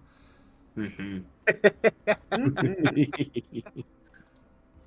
Oh, that's funny. Mm. Well, we did it. Quest complete. Now what?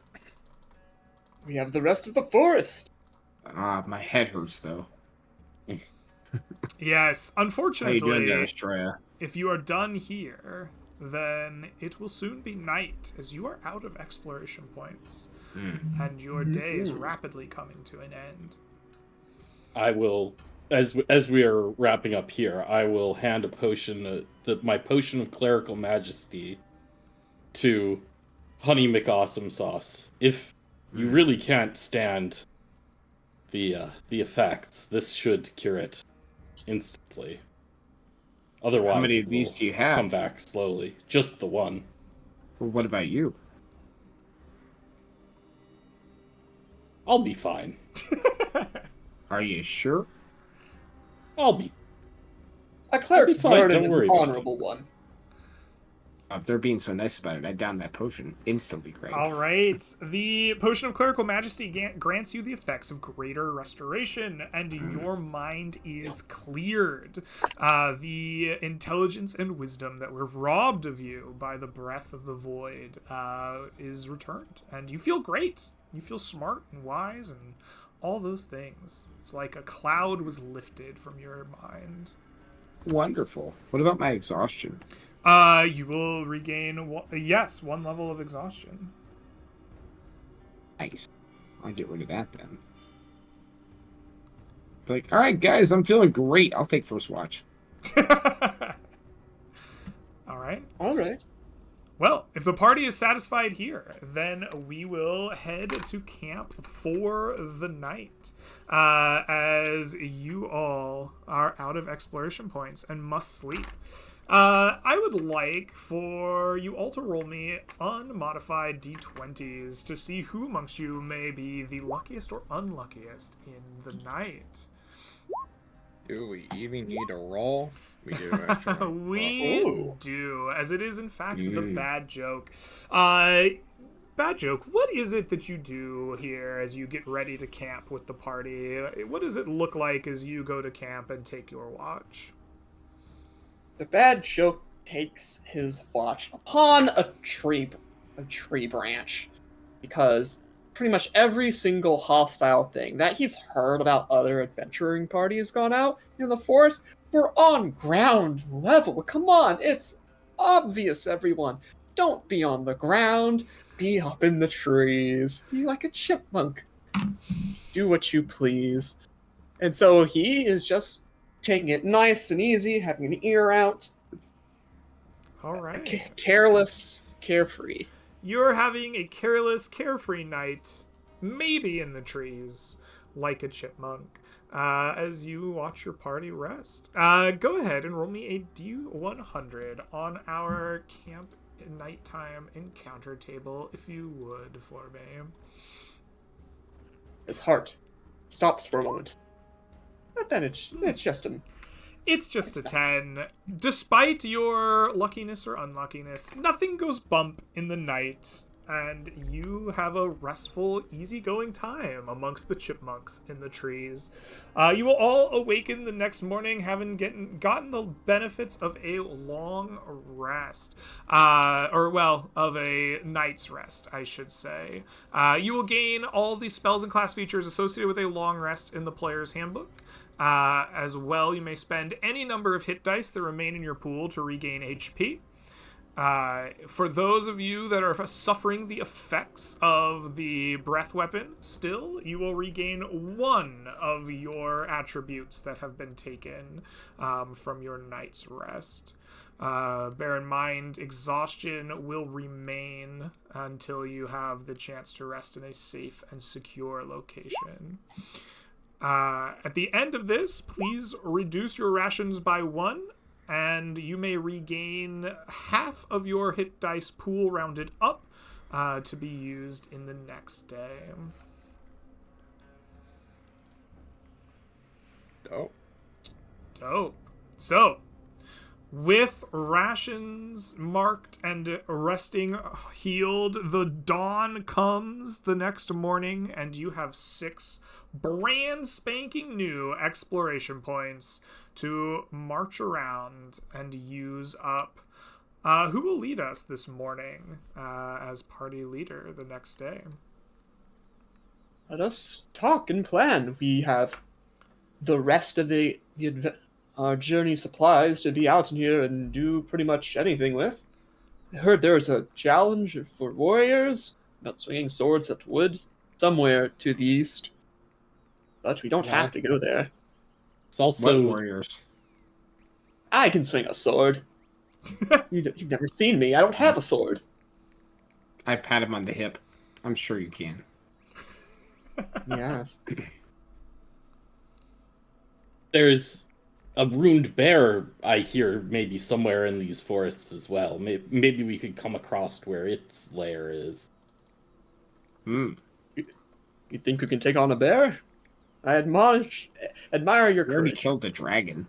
You can kill a bear, easy. Draken and I'll just magic missile until it dies. I mean, seriously. Best You spell just in have the to world. survive. Mm-hmm.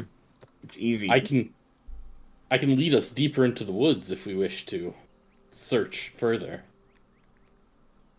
Why not? Let's go. And I will lead us to the southwest. What could go wrong? The southwest we go. You go deeper into the woods, nearing the heart of the gloom and the darkness, close by to where a certain druid rests. But this is not that place, and despite the early morning and a few more birds and animals in the region, the dark gloom begins to oppress and close in around you as you stomp through this mistwood. Estroya, go ahead and roll me a d100 if you would on our encounter table to see if you run into trouble as you march through this gloom. 74, please, Alex. A 74 will give us a result of a mean lock. Excellent. Good. Would you please roll me a d10 on our surprise table to see who may have an advantage in this encounter? That is a Nobody. 5. That is a stalemate. So as you are marching deep in this gloom, you will come across a strange creature.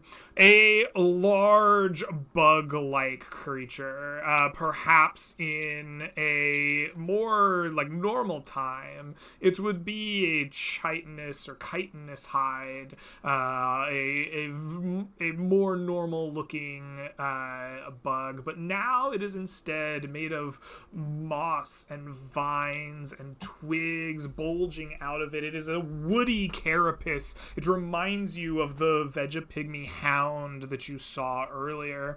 And as you come across it, it will notice you, and it unleashes a large screech. A screech of anger and a screech of hunting. It wants to eat you. Please roll initiative for me against this vicious creature of the forest. I love rolling initiative. I do too. We do it a lot in this game. Ooh. Hey! Hey, he rolled shitty. All right. I have everybody in order. Party, you start with Honey Mustard, McAwesome Sauce. You are some distance away, having spotted this creature roaming through the forest. What do you do? I see it first before it sees me, and I fling a ray of frost at it, trying to slow it down so we can pick it apart before it can get to us. Excellent. That is only an 18 because I am no longer blessed. My apologies. That is only an 18. You are no longer blessed, and you are no longer exhausted thanks to a potion. That will hit. Go ahead and roll me damage for There we go. 5 Ticking up points of slowly, Greg. ticking up. Yeah, it is Ticking up slowly. still on the upswing.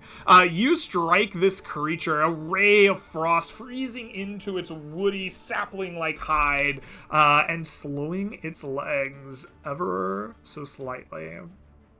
Then I will take a 5-foot step here out of the way of my party members and let them do their thing. That is my turn. All right.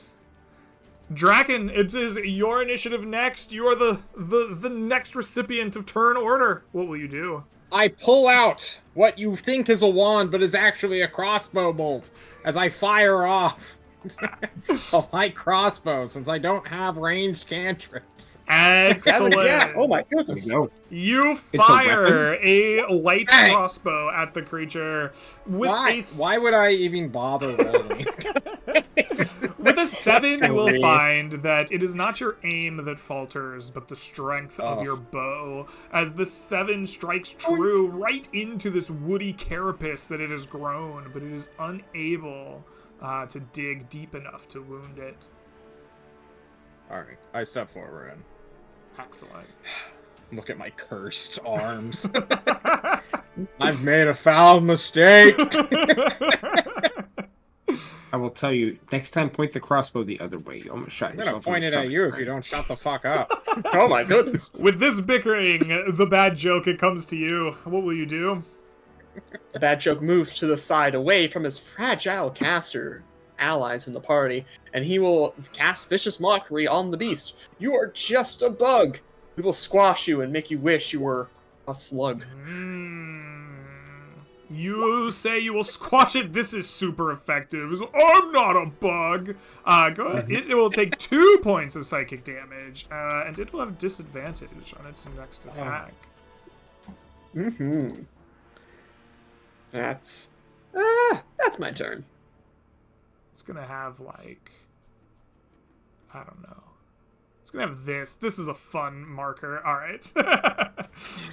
Estroya, it comes to you. What will you do? I think I'm just going to step up here and cast a Sacred Flame on this thing. All right. You will cast your Sacred Flame at the Meanlock in the forest. It will attempt to dance away from your flames, but fails, taking 4 points of radiant damage. Excellent. Yeah, that's my turn. With that, it will come to the creature's turn. It is going to attempt to move, realize that its frozen form is just a little bit slower than it would like, and it is going to use its bonus action to shadow teleport. It will teleport to an unoccupied space. Within 30 feet of it as a bonus action. And the closest person to it is Draken. So it's going to go to this space right here in front of you as it teleports. And then it is going to move. As it does, it will crawl up to you.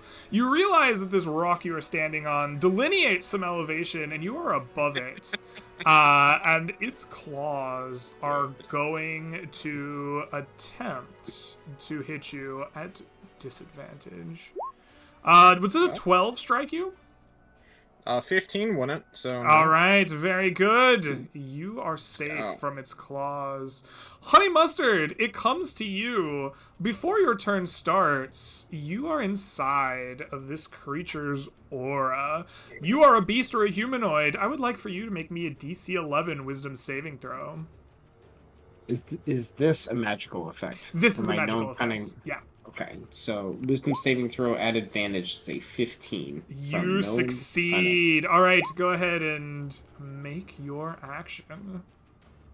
cunning. I will pull out a small mini bottle out of my component pouch and go and just spray it in his face as I spray him with acid. But Ooh. when I say acid, I mean poison. All right, you are going to make a Ooh, there's a good poison spray right in this thing's face. It will attempt to save successfully. The poison is sinking into its woody carapace it's grown and not into the creature itself. I will not move from my location. All right, Draken, it comes to you. There is an aura effect. Yes, I would What love. does it do? It is a fear aura. I would like for you to Then make I- a DC 11 Wisdom saving throw. If it wasn't clear, guys, Ugh. fucking Draken's insanely brave. Which is good because he's got a -1 on this due to his curses and exhaustion. Let's go! Oh, you finally! That is a 14. You are just so brave. Brave little Draken. What do you do with your turn? He's point blank to me. We're rolling hot. We feel. Does he have metal on him first? He does not have metal on him, no. Yeah, I'm just gonna punch him in the head with a lightning fist. Pow! I love it. An 11. That is an 11. Unfortunately, as your hand glows with lightning, it is unable to discharge properly into this creature as you just graze its carapace. I'm chilling. All right, with wood smoke curling to your nostrils. Bad joke. It comes to your turn. Let's do a quick measure here. You are within 10 feet of this creature. Mr. Bad Joke, I would like for you to make me a saving throw. The bad joke is a coward. That is a 4, I guess. The bless I think is gone. 2. That is a 2. Either way, that is less than 11. You are frightened until the start of this creature's next turn. Ooh. Noted. You may be a plant, but we'll still squash you like an ant. Vicious mockery. All right, you will viciously mock him. I believe that your frightened status will not affect that at all, so let's get a wisdom saving throw from this creature.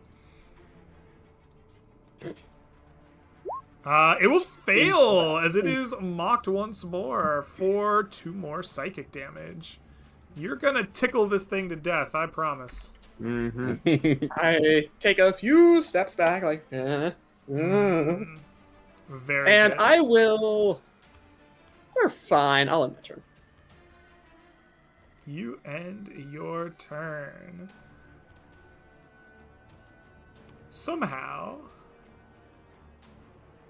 What have I done to the order here? Looks Take like it it got short and reversed. descending.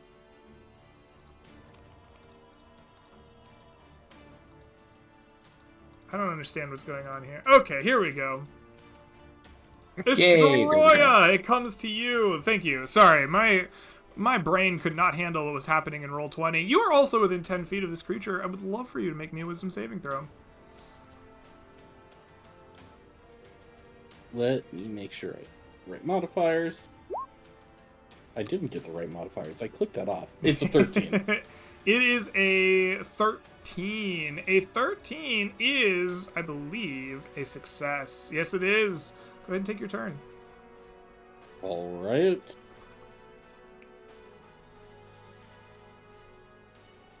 I will go ahead and close in with this thing. And I'm going to try to hit it with my hand axe. All right. You rush forward, jumping off your rock and attempting to give it an axe. With a Should be 11, sorry. an 11 is a miss. I will not strike the creature. All right. With that, it is my creature's turn once more. Let's do a quick roll for Shadow Teleport. It will come back. All right, good to know. It's gonna throw down, though, with our friend Estroya. You've come to give it an axe. It's come to give you some claws. It's happy where it is. It doesn't need to teleport. It's going to attack you with a 21. Will that hit? Yep. At disadvantage. At disadvantage, correct. It had been so long, I forgot. Even though I gave it a cool little icon. Does a 16 hit you? 16's a miss with my new suit Whoa, of shiny beautiful. chainmail. Your shopping pays off, and the creature misses its attack. Beautiful. Honey Mustard, comes to you. What will you do?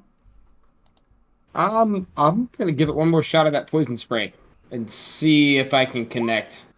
There's All right. 10 to the damage. Can you save against it? Can I save against it? That is the question. Let me see. I can and I will. The Minglock just keeps sucking up your poison spray. Oh, it loves it. I prepare my magic missile for the next turn and cry and end my turn. Draken, it comes to you. For the sake of brevity, magic missile! Fuck! For 8 points of damage, you will bloody this creature with your attack, but it still stands despite your hail of missiles. Just fucking kill it, guys. We don't have all night. Oh, but we do, John. Oh no, Brad. You don't have to- The bad joke, it comes to you. What will you do? Look at how you miss! Soon your presence we shall dismiss another vicious mockery. Oh, very That's a good. better one. All right, the creature will attempt to save against your mockery. It does! It's finally heard enough. It was like, oh, he's just mean. Don't listen to him. All right. That's my turn. Estroya, it comes to you. What will you do? I'm gonna try to hit him with my axe again. All right. Hopefully with the right roll this time. With Hey! a 20, you will successfully Macarena. give this man a handy. Go ahead and give me that damage. 6 damage. This is enough to bring the creature to death's door, but no further. And it will become the Meanlock's turn. The Meanlock has quickly realized that these magic missile guys are just way worse than everybody else. He does not like that. And he's just going to shadow teleport up onto the level with you. No more of this disadvantage. And he's going to try to claw you. Come for me. Does an 18 hit you? You know, it normally would, but because I'm petty, I'm gonna shield it. With a flash of magic, you turn aside its claws as it chitters something in a language that you don't understand, but would be really mean and nasty if you did. Honey Mustard, it comes to you. What will you do to this foul-mouthed creature? The poison spray is not gonna work. So I'm gonna, as he sits there and gets shield magic, I'm just gonna sneak up to him and stab him in the hip. Ooh, the strongest spell Yes! any wizard knows. Stab wizard. Stab! For Let's 6 go. points Damage. of piercing damage, which is enough to kill this creature. Honey McAwesome Sauce, tell me, what does it look like as your small little gnomish body walks up and eviscerates this creature with a dagger? This thing has been screaming for the past 12 and a half seconds because combat's really fast in 5e. But it's really fucking annoying, so I just stab it right in the throat so it can't talk anymore. Oh, perfect. You stab it right in the throat, and it falls over dead. The forest once more lies calm and quiet as you are no longer threatened, at least for the moment. What will you do with this calm? I'm gonna loot the body. Loot that body. All right, you loot the body. You will find that as you pry open its stomach, that it has eaten its fair share of its adventurers, or at least people with metal. You find rings, necklaces, fancy silk like gloves. None of it is undamaged or untarnished. None of it is magical or usable, but all of it is precious metals and finery. Go ahead and roll for me 5d8 for the gold value of its stomached contents. 20. Find an additional 20 gold worth of value in there. I may or may not take the silk glove for myself. Just the one. Just the one. Just one, yeah. It's like Michael Jackson's glove, but like it's got a finger Yeah. missing and it's spotty. Gloves? Ooh. If it's the middle finger missing, then I'm definitely taking that glove. All right, canonically, yes. You have Michael Jackson's glove with the Nice. middle finger missing.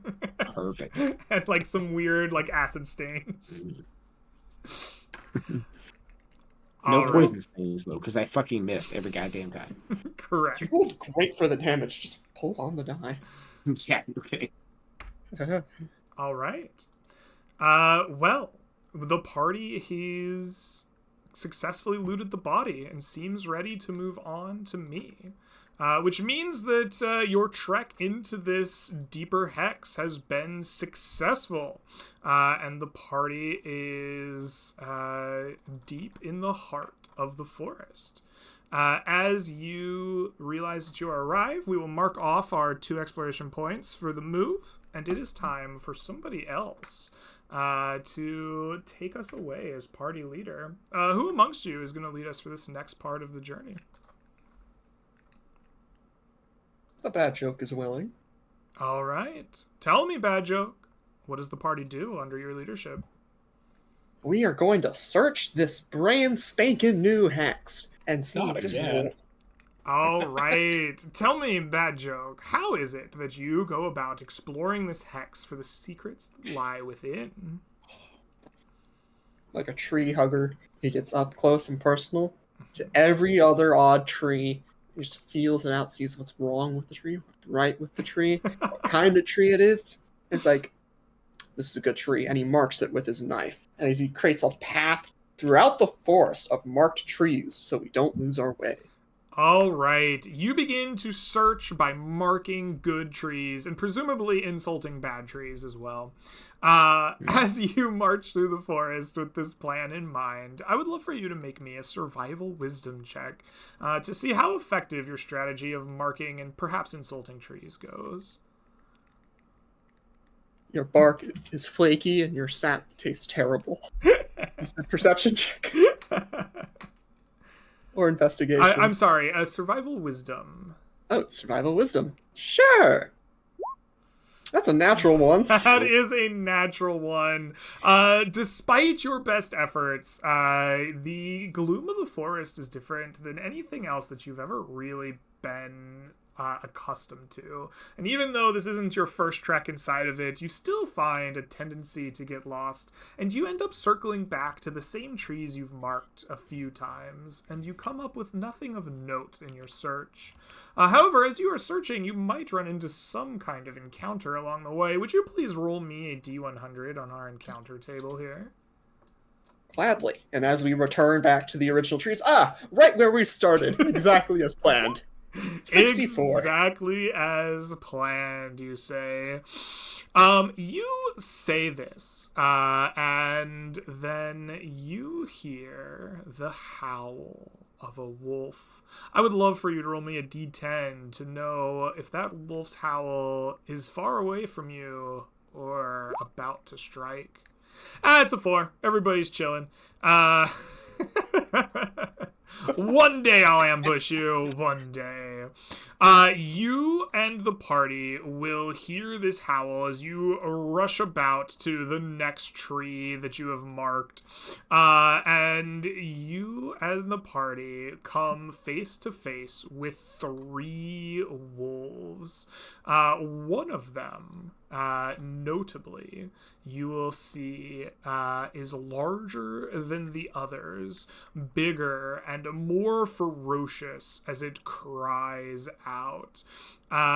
Emerging from the trees, you see a dire wolf, and flanked on either side of it are 2 regular wolves, each of them rune marked with swirling golden patches in their fur.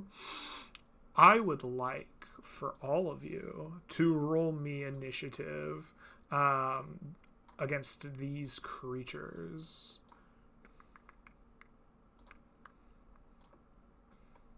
Sure. Zooms out. Looks around. As roll 20 lets me. Yeah, well, roll 20 is the like choke Oh, dear. point of this campaign. Mm.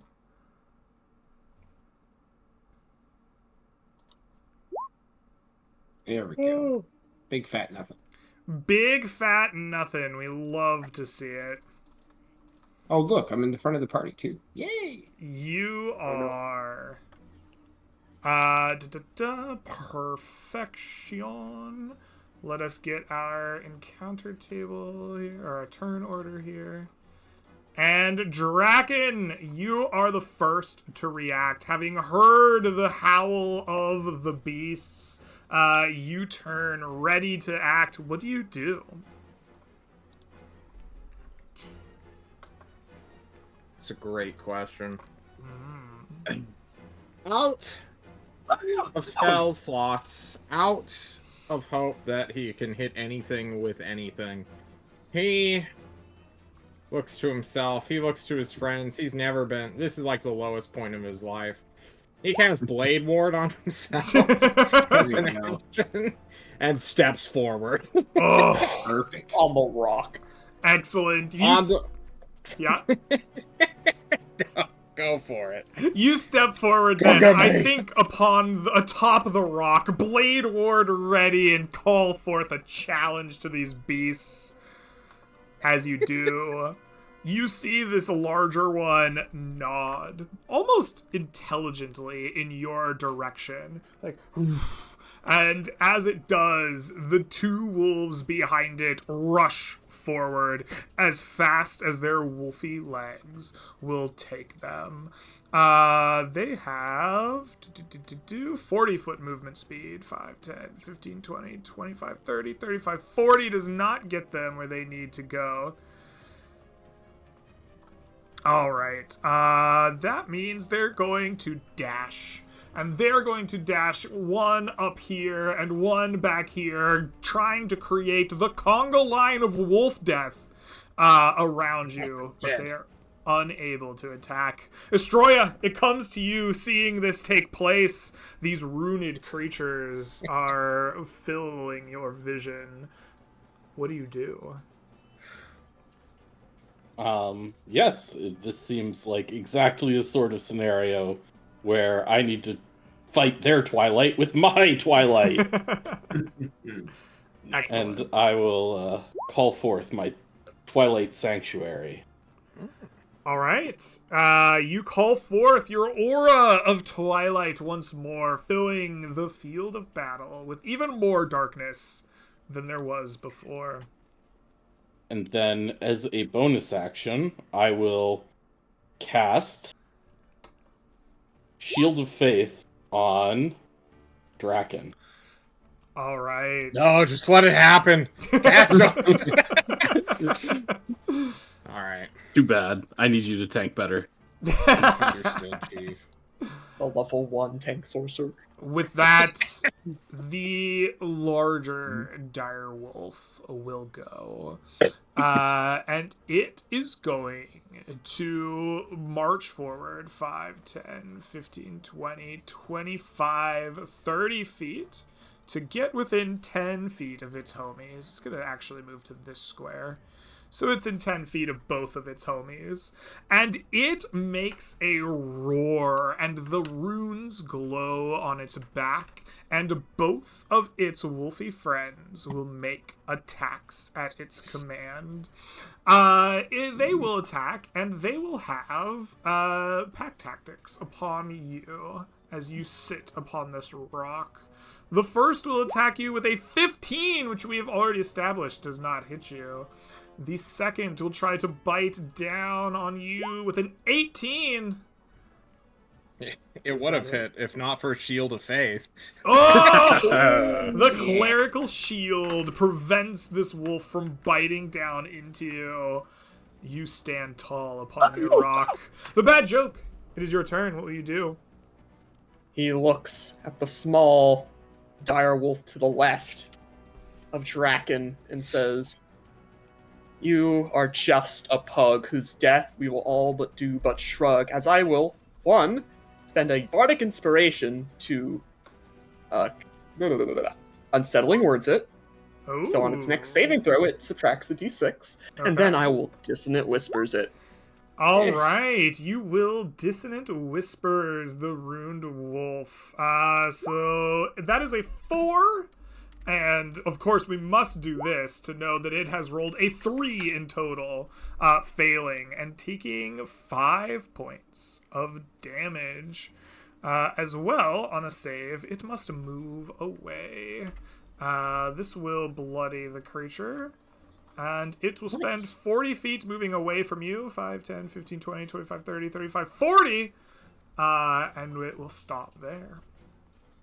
Behind me, honey mustard. That will be my turn. All right. Honey Mustard, you are up next as you hear the words of your bard. I'll say, in a minute. And then I will go ahead and cast a new spell I've never used before. I'm going to cast Cause Fear. And I am going to shout a command. And as I shout this command at this very large dire wolf, in the mind of the dire wolf, the dragon, halfling on top of the rock grows 4 times in size and turns and menaces and stares him down and gives him his own nod. And then I will take a few steps back as I concentrate on the spell. He needs to make me a wisdom saving throw. As I put concentration Absolutely. twice in the spell description, sorry. DC 14. It will fail. It has. It is afraid. Yes, it is afraid. It would normally become afraid of you as you conjure the spell, but you specifically mentioned that this kobold, halfling, dragonborn sorcerer, who knows what he is, grows in size. It is going to become terrified of Draken. And its fear is real and palpable. Draken, you have never felt so powerful in your life. You are tanking things. You have made a direwolf terrified of you. What do? I turn to the one below me and kick it with a lightning heel. Absolutely. Please strike. Oh, that I miss. creature. That is an 11. That is a miss. Oh, it's just so agile. But if it did hit, it would have done 4 lightning. Alright. With that, the wolves will go. This wolf is no longer Dissonant Whispered. It's going to move its full 40 feet. 5, 10, 15, 20, 25, 30, 35, 40, right back here. And then they are going to attack. They're going to attack Draken. That is their aim in life. They have pack tactics once more, and they will attack with an 18, which we know does not hit, thanks to Shield of Faith. Okay. And then they will attack again. With a 19, does that do it? That hits! Oh, Yeah. something hit you. Please take 7 points of piercing damage. I'm like, finally, I'm 1 step closer to death, and I feel the temp health from this fucking cleric come. Like, no! Are you kidding me? That is 7 points of damage. I would like for you to make me a DC 11 Wisdom saving throw as you are bit by this creature. Is this a fear effect? This is not a fear effect as much as a mind you know what? I'm gonna give you your brave on this. Go ahead and roll with advantage. I think it might as well I be. fail. All right, you feel from the bite a like rush of of like feverish pain, of heat up your arm into your mind, and you see a like horrific image of runes in the sky, in the stars, of knowledge beyond your ken rushing into your mind. You are paralyzed by the overwhelming knowledge of all things. The entirety of the universe is in your mind at one time. You know everything, but you can't act upon it as you are frozen by this knowledge. Fuck. Alright. Estroya, it comes to you. What will you do?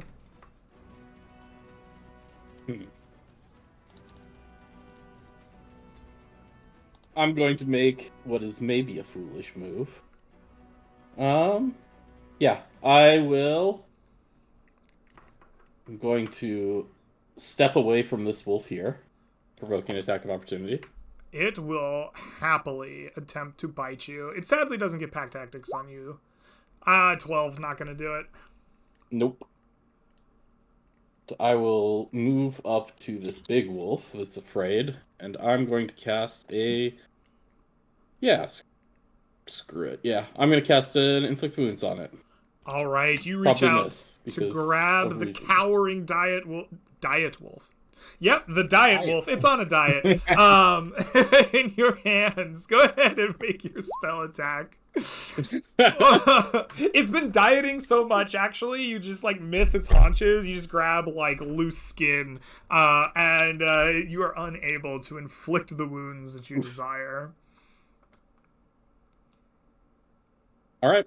All right. With that, it is the dire wolf's turn. It is afraid of the creature on the rock, but it is not afraid of you. It turns Istroya, and it will attempt to bite and claw, but mostly bite. That is a 15. I don't think that hits you either. No, I think it should have disadvantage because it can still see the source of its fear.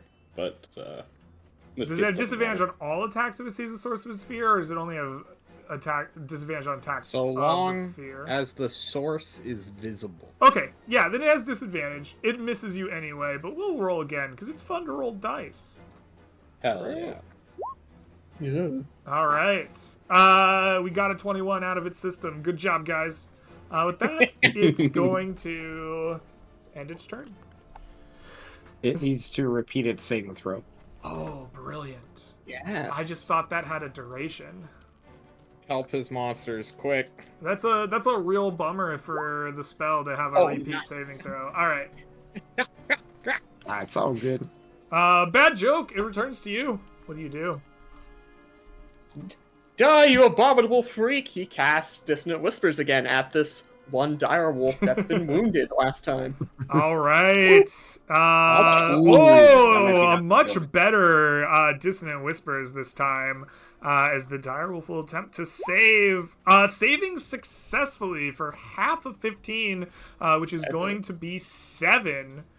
Which is enough to outright kill this creature. Its mind explodes from the dissonance of your magic.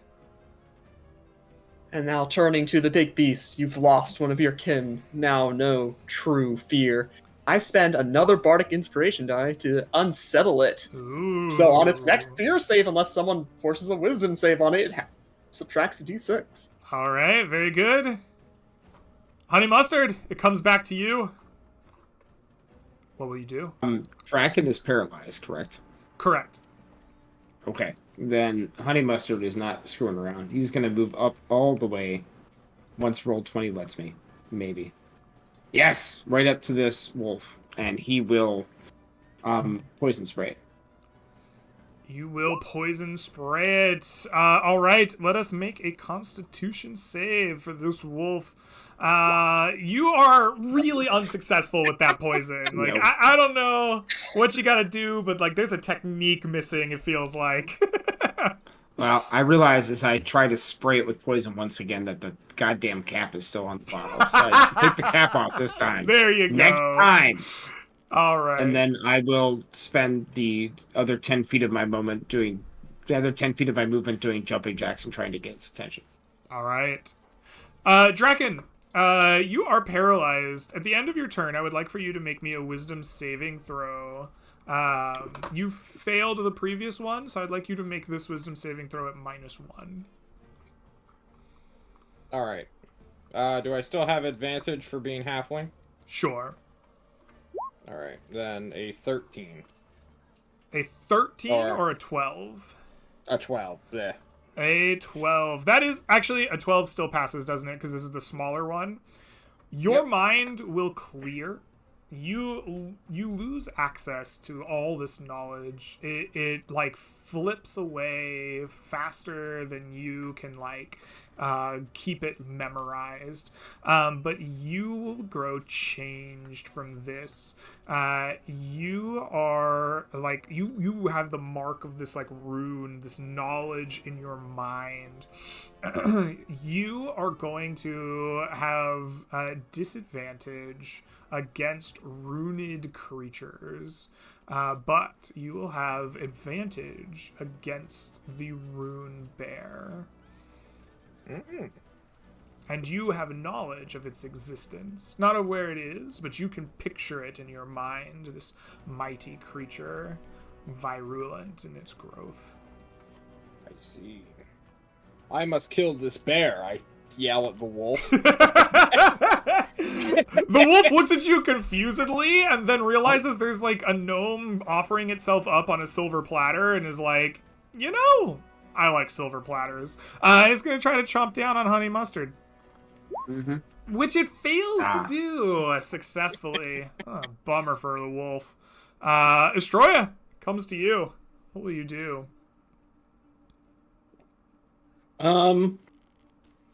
Seeing my magics appear quite weak here, I guess I'll bring back out the hand axe and start chopping. All right. Chop, chop. You chop that meat. Go ahead and give me 6 points of damage for the dire wolf. Excellent. I guess with that, it comes to the dire wolf's turn. Yep. All right. The dire wolf is unable to move closer to the source of its fear. It is going to have disadvantage on its attacks. I think it's just going to have to take that attack. With disadvantage of 15, it will not hit. It will try to make a save at the end of its turn, which it will not do successfully. Let's see how unsuccessfully. 7 worth of unsuccessful. And Bad Joke comes back to you. Well, I guess it's skinning time. He draws out his offhand dagger and just starts stabbing the wolf. All Dagger! Yeah! right. That is a 14. That will hit for 4 points of damage. Excellent. Offhand shank. Right underneath the rib cage. Oh, I missed. Oh, the offhand just doesn't make it happen. All That's right, my turn. Honey Mustard, it comes to you. What will you do? Having poorly positioned himself last turn, but properly in position now, we'll move to this, and in a 15-foot cone, I want to cast Burning Hands, trying to hit the wolf and the dire wolf at the same time. Very good. You unleash a wave, or a cone, of burning hands. The wolf will save with an 18, and the dire wolf will save with a 6. I assume at least one of those is an unsuccessful save. The dire wolf will take 12 points of burning fiery damage, bringing it down to bloodied, and half of 12 is 6 points of damage, which is not enough by 1 to slay the wolf outright. So close. All right, Draken, it comes to you. Your mind cleared. What will you do? I shout infinite power and then do what's known as the weakest possible spell. But it might kill the wolf if we get lucky with a thunderclap. Thunderclap. Roar! It fails its save, Yes. meaning any amount of damage will kill it. Its body will go flying too, because Thunderclap moves things. Woo! Like a cartoon, and it stumbles through the forest as it dies.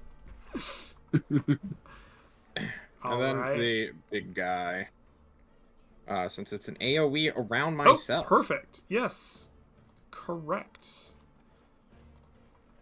We love the big guy. We love big guys. He's gonna save successfully. Yeah, yeah. Actually, he's afraid of you, right? Should he have disadvantage on that save? I Nope. feel like he should. You should not. All right, fair enough. I mean, if you want it. Safe. If you want to give it disadvantage. If Ah, anything, it should that's have all right. advantage, That's because I'm all crazy. The wolf is dead. Estroya, it'll come to you after this thunderclap. Hack, hack, hack. Hacking and whacking and slashing. Ah! That is That's 2 not going ones to in get one it done. combat. You once again missed the diet wolf. Alright, the dire wolf is still afraid.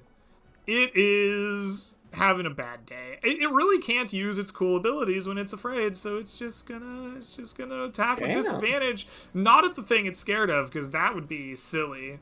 It's going to attack Astroya with a 10. And it's going to fail.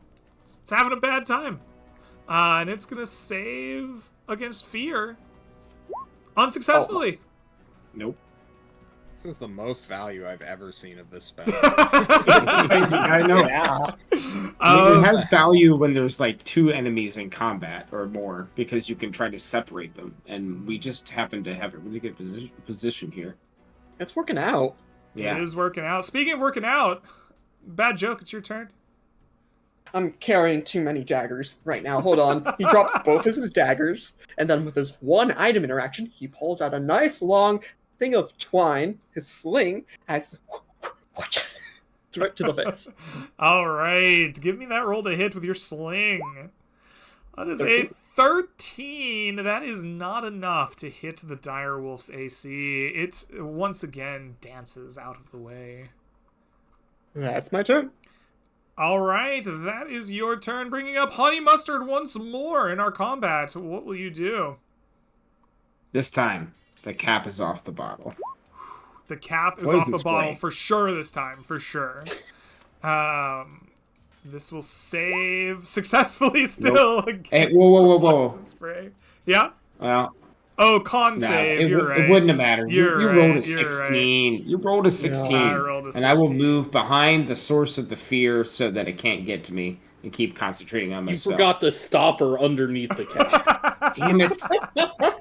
It's actually Oh, like right. like vinegar Like a cotton bottles. Like ball. you took the cap off, but there's that little plastic with the circle underneath. You like threw out like a drop. Man. It's going to take me like at least 7 rounds of combat to get this thing off. You pull on top of it and it just rips. Then you have to try to like dig in it, but it's poison. So I have to like inch it with my dagger up. You roll so good on the damage. All right, Draken, it's your turn. What will you do? Attack at disadvantage, I guess. Hell With yeah. Shocking Grasp! No! 10 is not gonna get it done, unfortunately, as you two are unable to hit the lithe Diet Wolf. I didn't hear no bell. Astroya comes back to you. Hack and slash.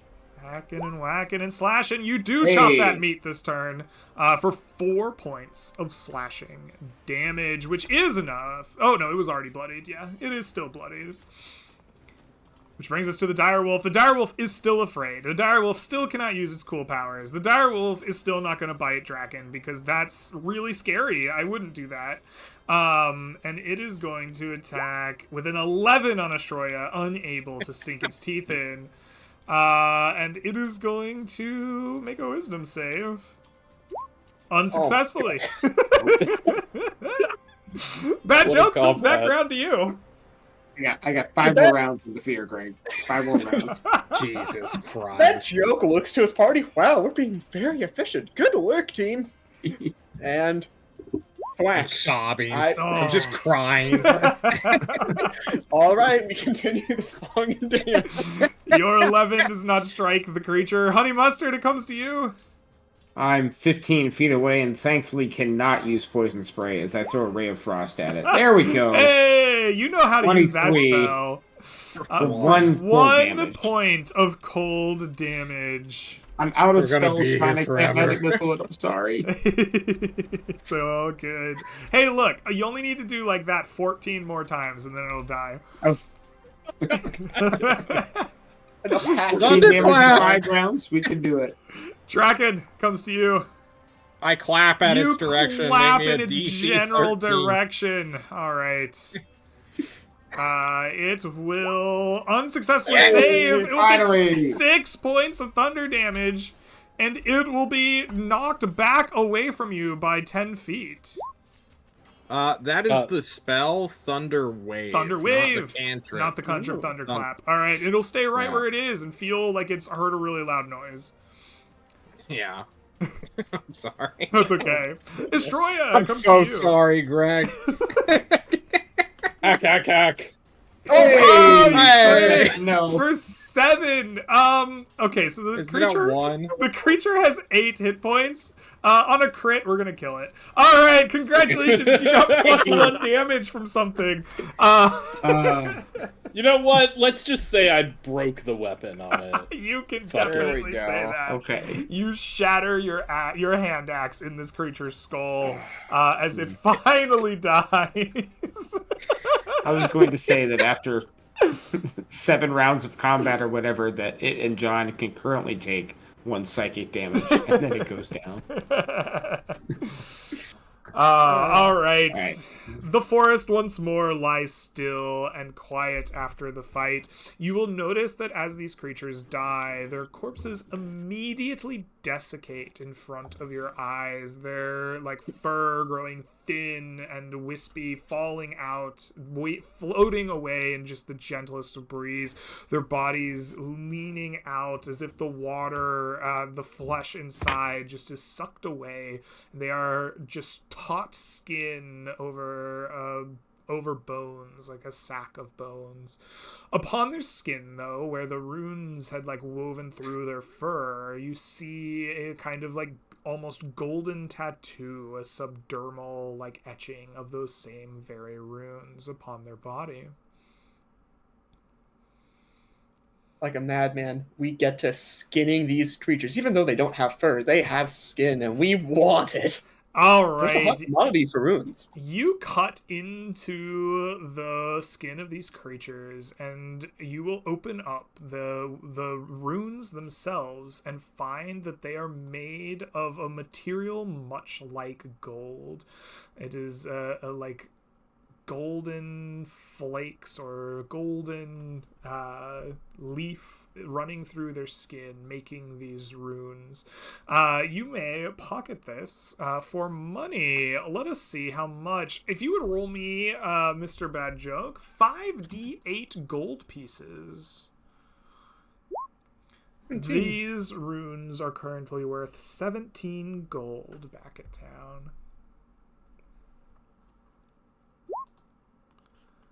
They're made of cornflakes, definitely. Oh Yeah. god.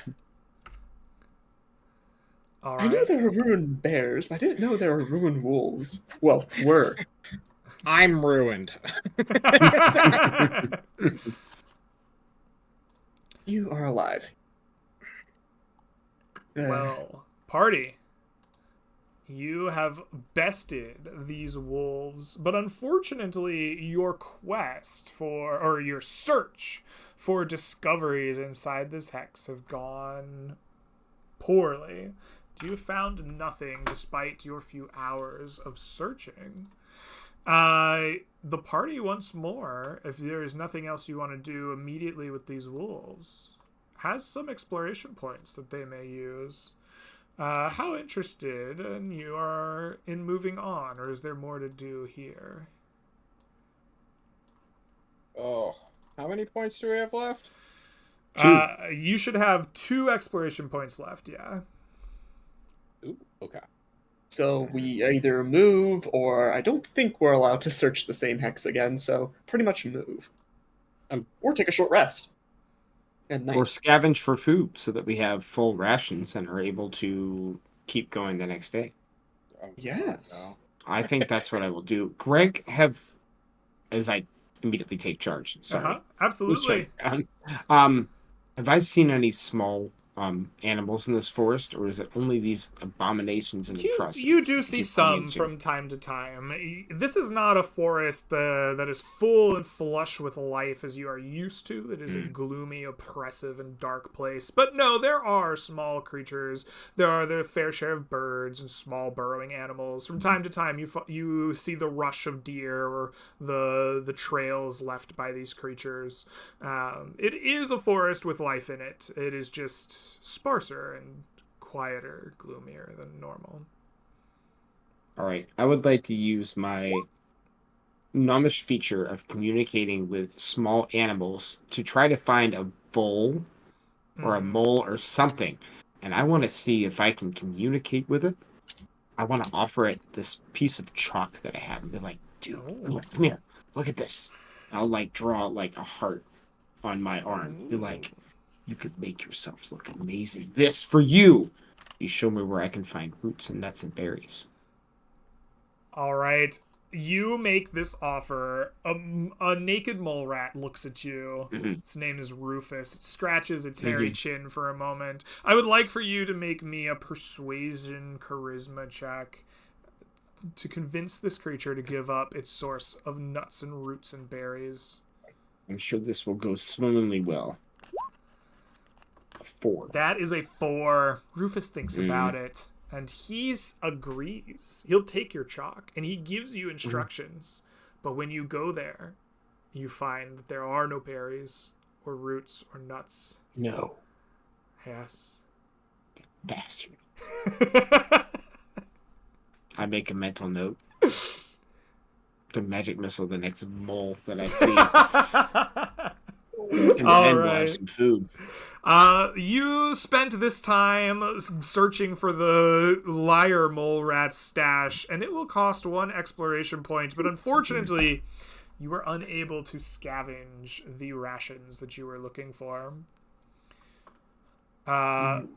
Who would like to take over the party from here? You have 1 exploration point left for the day if you would like to use it. Who We're has not stuck in gone the today? forest. Huh? Who hasn't gone today? I haven't, but on principle, I refuse to take a short rest. That's okay. Then search for food. Make yourself useful. You can search the hex. You can take a short rest. You can scavenge for something. Why don't we take a short rest in real life, guys? We can definitely do that. Would you like to just? Would you like to just forego your point here? We will go to camp, and we will take a short break and come back on the other side. Yeah, that sounds great. All right. The party will settle down here in the deep heartwood of the forest, and we will take a small break and come back on the other side. All right. Be back soon.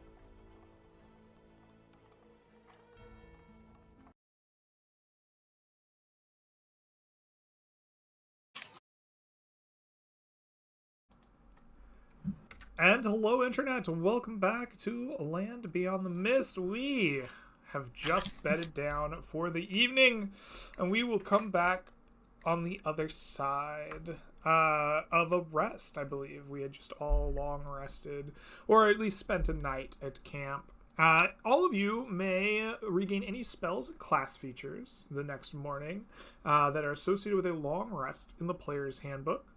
You may spend any number of hit dice that remain in your pool from the day of adventuring to regain HP, after which you may regain 1/2 of that hit dice pool rounded up to be used in the next day. Corin, your character may regain 1 of its mental stats in the next day. Until those are recovered, they keep ticking up. Exhaustion will remain, and you will gain 6 exploration points in the dawn of the next day.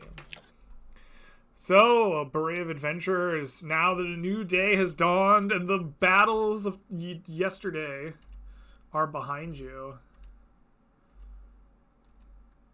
what will you do next?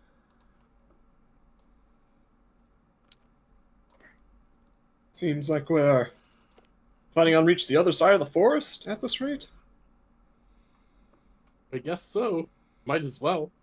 Might as well. We're Southwest, running a little low on south? food, though, so we got to be careful. We don't end up in a position where we're can't get back to town. We have 1 more night's worth of food. Hmm. Assuming we get out of the forest, a return trip should be quick. Okay. Let's go. All Here, I'll right, look off Rain. it. who's leading us this morning? I can Kraken lead us. does. Okay. He's not going to be last in the day now. He moves us southwest. He moves us southwest, out of the depths of the heart of the forest. Here, the gloom is a little bit less oppressive, even if it is still all around you, clinging to you like your own shadow. It is lessened. You get a breath of fresh air, occasional breaks in the trees as you move through to the southwest. As you make this journey, Draken, will you please roll me a d100 on our encounter table? Sure. Excellent. You've rolled a 95. Will you I don't think that's the roll boss. me? Will you please roll me a d10 on the surprise encounter table? Nice! We've done it, guys. A 3. We did it. Excellent. You are marching your way through this forest as best as you can. Let us take a look at the exact rules of our surprise here. For a 3, Oh, the monsters will get vision first. The highest DC monster gets 1 prepared action to start the encounter. So I will set the scene for you here as I am unable to get this like blue. There we go. Oof.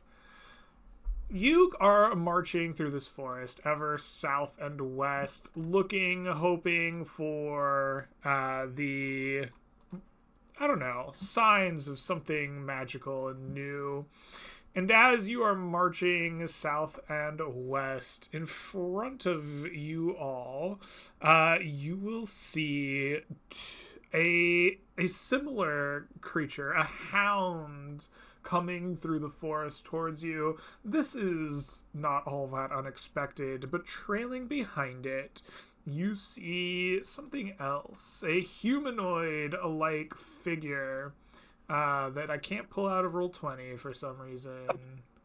This is good. Come on, Roll20. Why is it like this?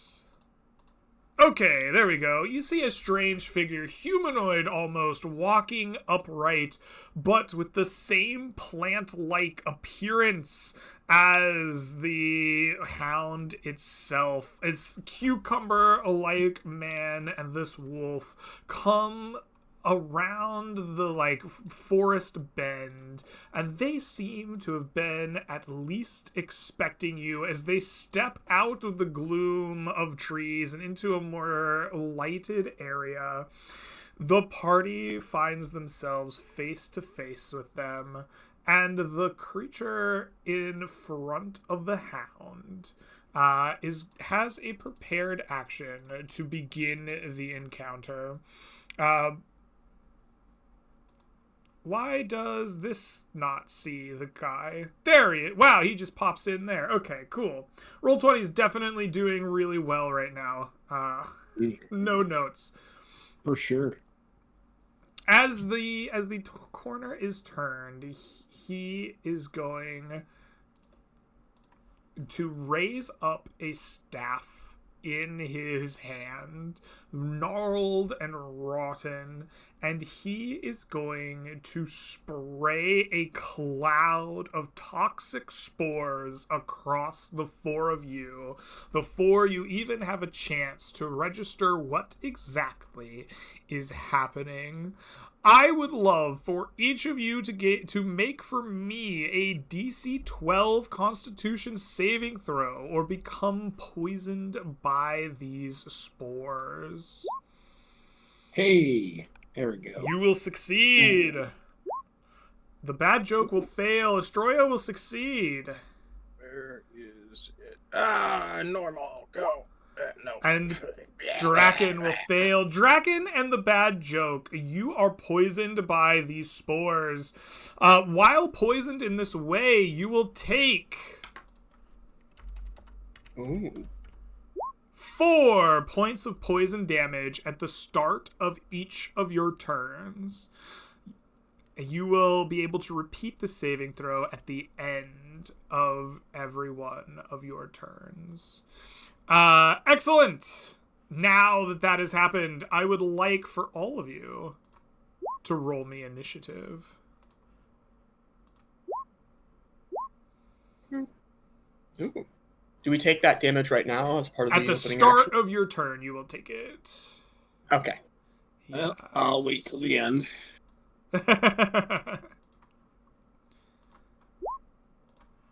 Jeez.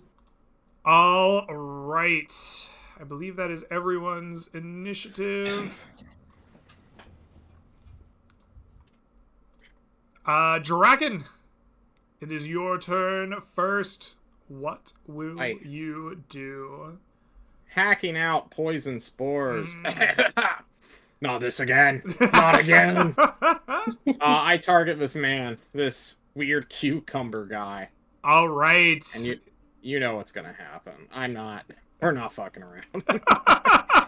There we go. All right. You take 4 points of poison damage, hawking up poison, and then you deal 11 points of force damage to this creature. Excellent. I will then move through my friend's space because I'm smaller than him. I'm just gonna go underneath my poisoned bad joke's legs and then stand right there. Oh, yeah, that's fine. All right. Make a 30-foot fireball, and then I get to remake that saving throw. Let's go. Let's go. No. No, you are still poisoned. Bad joke. It comes to you.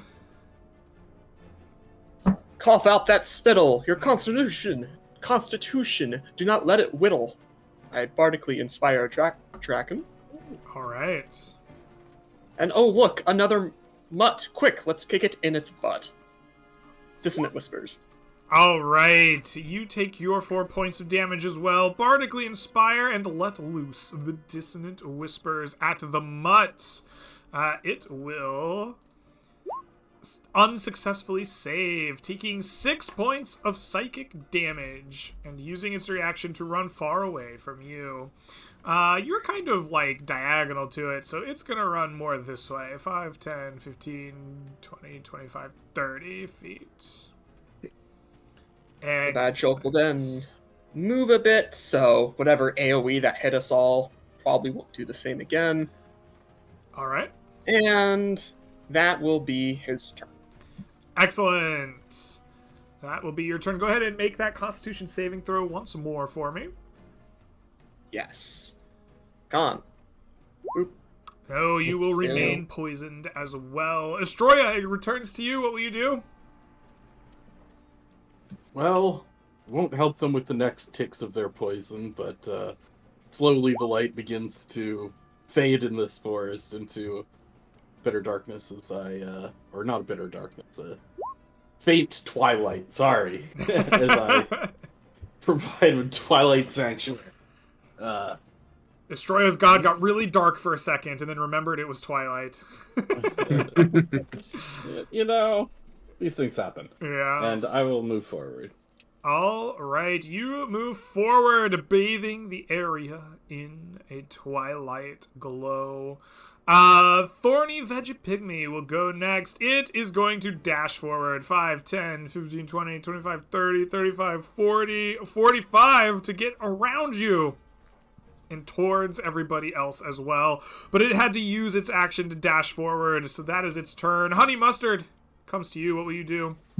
I'll take a 5-foot step back over here and then fling my own set of magic missiles at that cucumber man. Absolutely. 1, 2, and 3. There's another 5. Excellent. 11 more force damage, you please. also do 11 points of damage to this guy, and he's hurting a little bit. Feeling that pain, he is bloodied.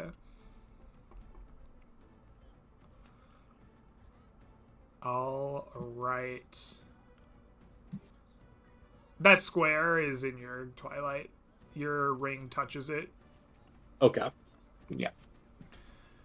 Vegapygmy Chief turn while Twilight Sanctuary is rolled. He's gonna look and see what he likes to do here.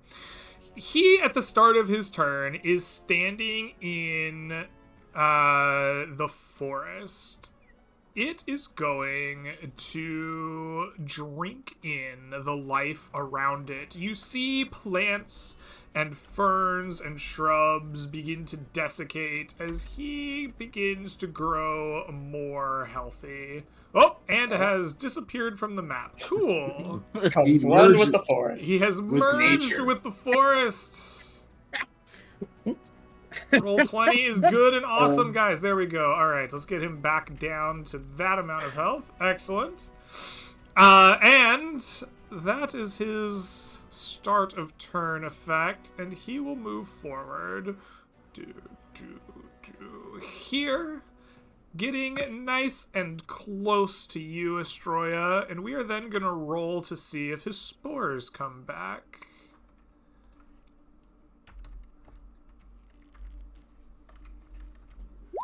His spores do not come back, so he is going to do what they call Stabby McStabberton to you.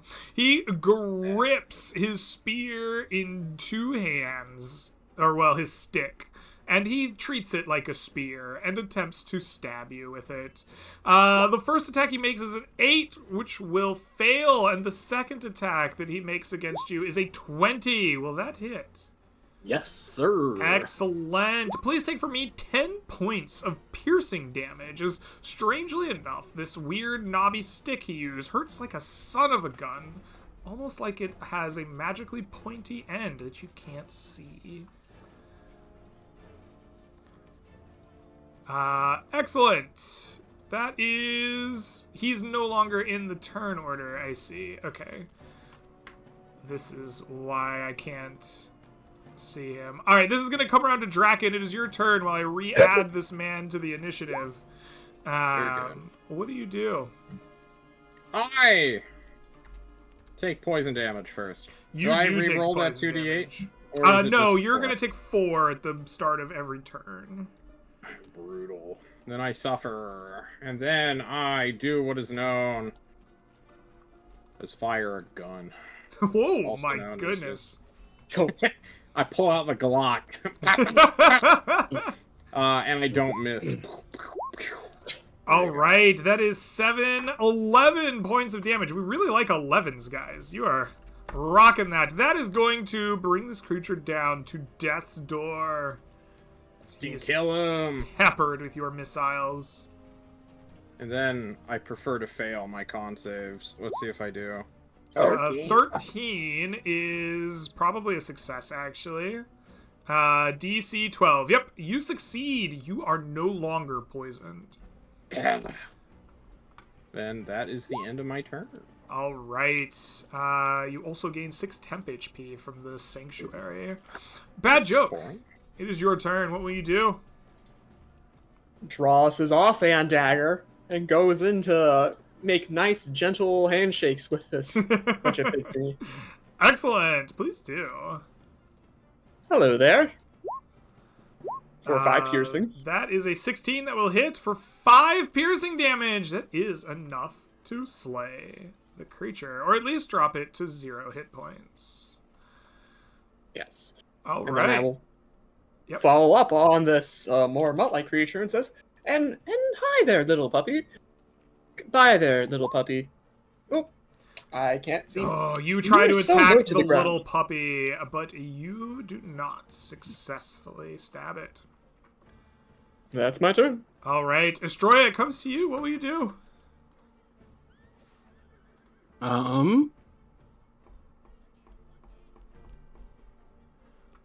I will cast a first level bless. A first level bless. Excellent. Myself, yeah, I think I'll do it on McAwesome Sauce and on, yeah, the bad joke. Excellent. You cast Bless. Is that the end of your turn? Oh, here's my con save for my poison. Oh, Still yes, coughing. please do. Oh, you are still poisoned, bad joke. And yeah, temp HP for bad joke and myself. All right. You getting some temp HP, and the thorny Vegapygmy is going to go. This dog-like creature is going to also make the same start of turn effect this time. You notice it too sucks life from the forest and regains some of its health. It is different, at least unexpected, as the previous mutt you fought did not do this. And it is going to... I guess it's going to make an attack at... You know, Estroya hasn't attacked it, I don't believe. It's going to make an attack at the guy who did try to knife it in the bad joke. And it will bite at you. With a 7, Yes. which it will fail to do. And then it is going to just move over here like a guard dog, getting between, or trying its best to get between as many people and its, like, fallen companion as possible. Would you like to make an attack of opportunity, Mr. Bad Joke? Stab. 15? 15 will definitely hit. 4. For 4 points of damage. Excellent. Honey Mustard, you see this happening in front of you. What do you do? I think I'm gonna throw a ray of frost at this doggo out here in front of me, and then maybe move a little closer. We'll see. All right, go ahead and make a roll to hit with that ray of frost. It's going to be a 12. A Is that 12, enough? unfortunately, is not enough as the doggo No. dances away from your blessed ray. And then I will slide just a little bit closer here. All right. Be ready for another time. After your turn ends, this creature stands back up. Even though it had been reduced to 0 hit points, it seemed clearly dead. The energy of the forest sucks into it once more. It regains vitality and it stands. And it, at the start of its turn, will roll for spores. It does not get its spores back. So it will take its spear in 2 hands and do all that it can. Actually, yes, it will do... Well, let's make a little intelligence save here for it, why don't we? It is a smart creature, after all. It is a 15. it knows it can step here. And it can get at the squishier bard behind the melee fighter. It grips its spear in 2 hands. It will make 2 attacks against you with a bad joke. The first with an 18. Will that hit? Hits. Please take 5 piercing. And then it will do it again. With a 20. Please take 10 piercing from that attack. Ooh. Dragon, it comes to you once more. You are no longer poisoned. And there's now a hound between you and this creature. That hound will get an attack of opportunity against me. It would love to take it. It bites at you with a 7. I slap its snoot, and You then... do. With my awesome power, I shall electrocute you and set your dumbass on fire! Casting Shocking Grasp at first level... No, it's a cantrip. Charge! That is an 11! That is not enough to hit this creature with your grasp. You reach Wait! out. Oh, Wait! I have a We bardic have a D6. inspiration. you Yes. do have a bardic inspiration. Ah! Shit! That's a 13. That is 13. not enough to clear AC. Ah. The creature Unfortunate. dances away from your shocking fingers. And then I will move like so, saying... No, wait, I don't have that movement. I have this movement. There we go. All right, excellent. The bad joke. It comes to you once more. At the start of your turn, please take 4 points of poison damage. All right. I will dagger it. All right. That Same. 11 will not hit. Your dagger failing to find purchase. Hit. Yep, that one will. I will break this dagger.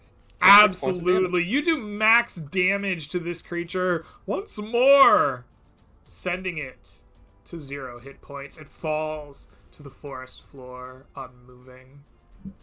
Can anyone light a torch? He just says, walking away from this thing. I don't have a torch. The light. All right. That's the turn. Estroya, it comes to you. What will you do? I also don't have a torch. I will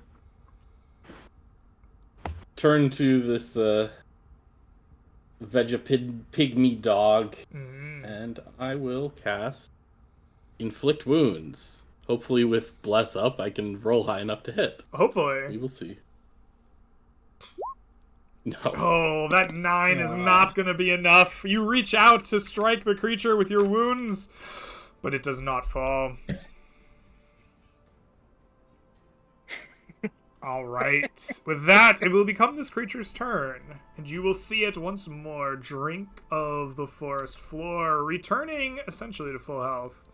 And then it is going to run forward again and try to guard dog this guy as best it can.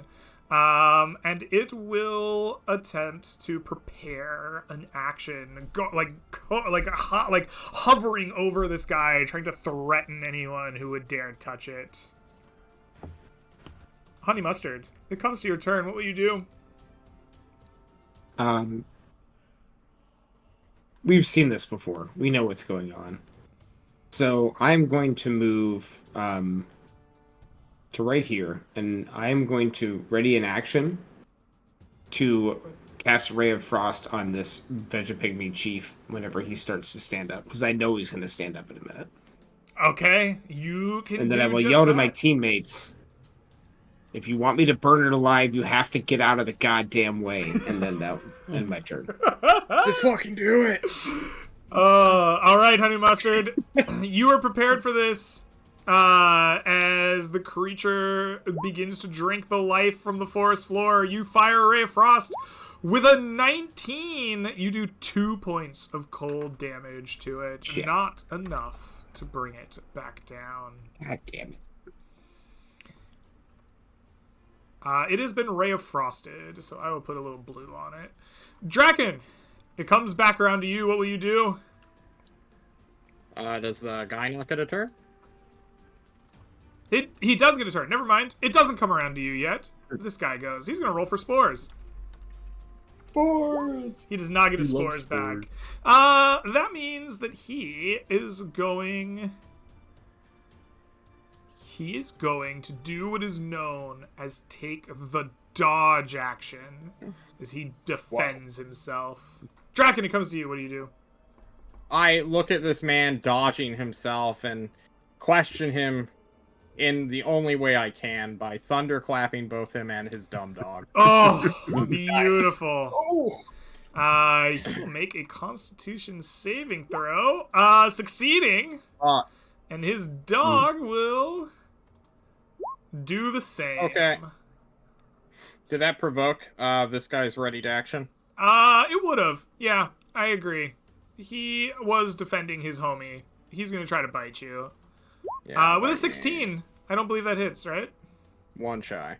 One shy. Bad joke comes to you. Whoa. No, it doesn't come to I you. my movement, Greg. Please, take your movement. I was told to get the fuck out of the way. I'm getting the fuck out of the way. Fair. There we go. All right. Out of the way, you have fucked. Bad joke. Thank you. just die already. I cast Vicious Mockery on this creature that's dodging in place. All right, you cash Vicious Mockery at this creature. It will attempt to save. Perfect. It Perfect. fails, taking 3 points of damage, which is exactly the amount it had left. As it falls to 0 hit points. Estroya, it comes to you. What will you do? I stay right there. Oh, I'm sorry. Yeah. Oh, bad joke. Did you save for poison at the end of last round? Checks, rules. Did I roll the 1? Was that one I did? Okay. Yes. Okay. So I take 4 points So of damage. please take 4 points of poison. Roll me that temp HP, please. So Alright. I would have dealt it to that. All right. So there's your 4 And points of I poison. now- Now save for me at the end of your turn. That is a success. You are no longer poisoned. All right. Finally. Estroya, it Yes. is your turn. What will you do?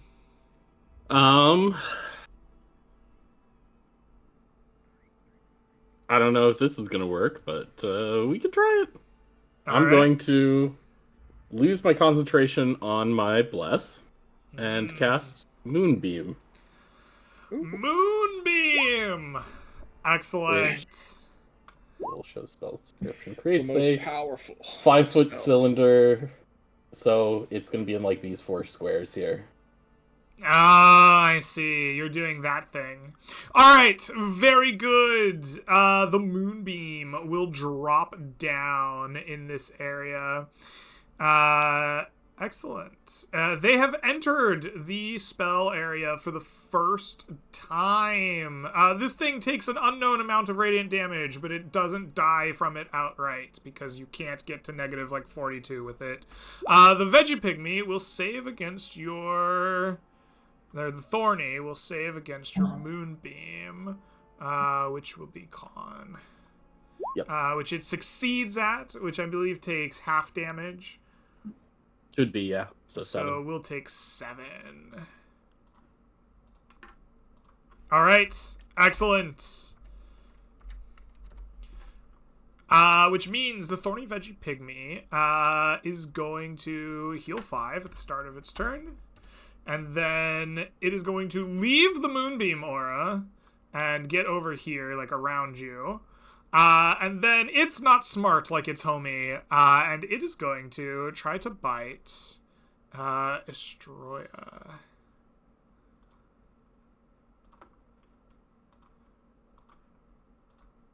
Oh, critically failing and unable to do so. That'll end its turn. Honey Mustard McAwesome Sauce, it comes to you. What will you do? Are we thinking fire, guys? I'm Yeah. thinking fire. Didn't So, look like the radiant Greg, worked. yeah, radiant didn't work, so I'm thinking fire. Greg, I have 5 vials of lamp oil in a tinderbox. If I walk over to this thing, can I pour lamp oil on it with my free action and use an action to just light that son of a bitch on fire? I love it. Please do. You light There's my this 15 feet of movement. SOB on fire, dumping lamp oil on him and tossing a match or sparks, whatever floats your boat. He erupts into some amount of fire damage, and he does not get up on his turn. Good. Why Dragon. did we need to get out of the way for that? I couldn't hit the dog too, so I'm not gonna waste a spell. Go shock him or something. Draken, it's your turn. No! What? Do you not understand what I do? I miss! Fair enough. I move here! Excellent. Bad joke, it comes around to you. Oh, don't worry, this dog will miss just as much as you do. It's like vicious mockery. Alright, you vicious mark of a thorny. Oh, It will psychic. succeed and It not take passes. damage. Can I make a wisdom tried. save to take that damage? No. You don't have permission. Estroya, it comes to you. What will you do? Sorry, reading in really quick. Yeah, okay. So I will move around to here, and then I will move the cylinder on top of the homie here. All right, you move the moonbeam. It has. It has entered the spell for the first time as you move it. The creature will save. Nope, that's the wrong save. We don't want that one. We want this one. Which it will fail and take 13 points over radiant damage, which is enough to bloody it. It succeeds. It succeeds? Yeah, my spell save is 11. Oh, your spell save is 11. Big rough. So it will take 6 instead. Which means +7 from where it's at. Alright, which is not enough to bloody it. Very good. The All thorn. right. Yes. Yeah, I'm done. The thorny veggie pygmy goes. Notably, does not recover any HP. And it is going to run over to McAwesome Sauce, provoking an attack of opportunity if you would like to make one. Who was that? Can I punch him? Both of you are within 5 feet of it. Ah, I do have a dagger on hand, so I will dagger it. All right.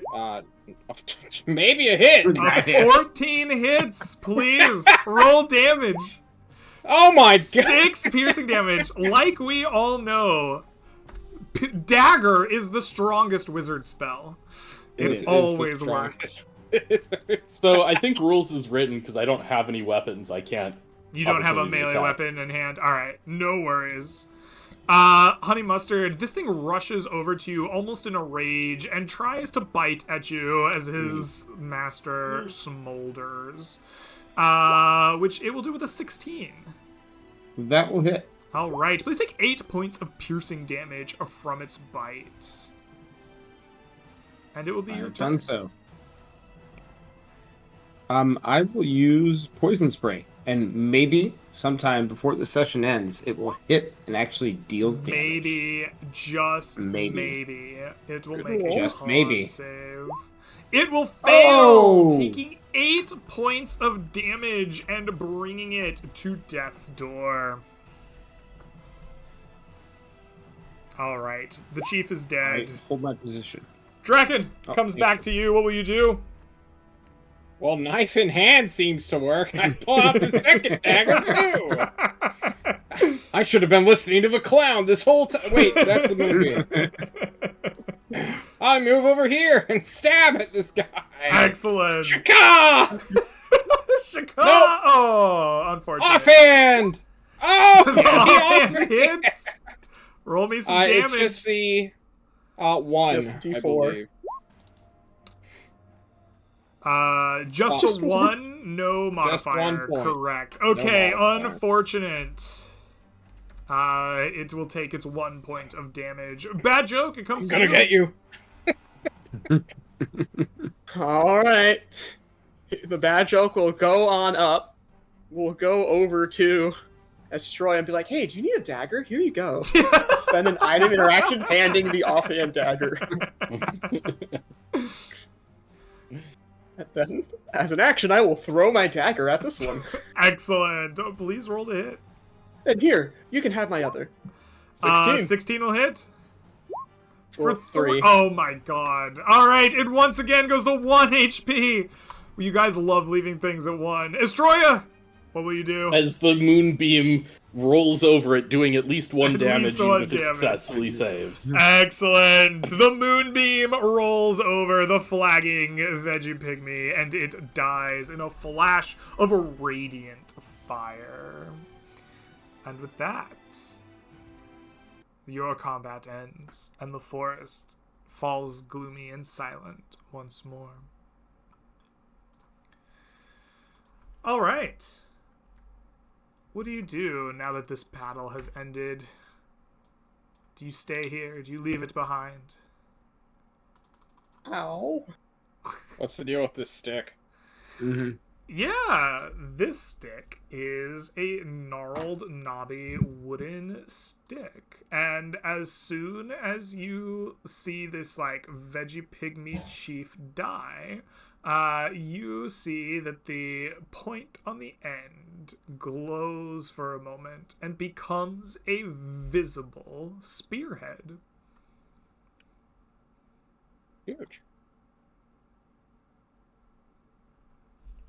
I touch it, since no one's saying anything. You touch the man's stick. It feels like a knobby wooden stick. I threaten to stab Awesome McNugget mustard sauce.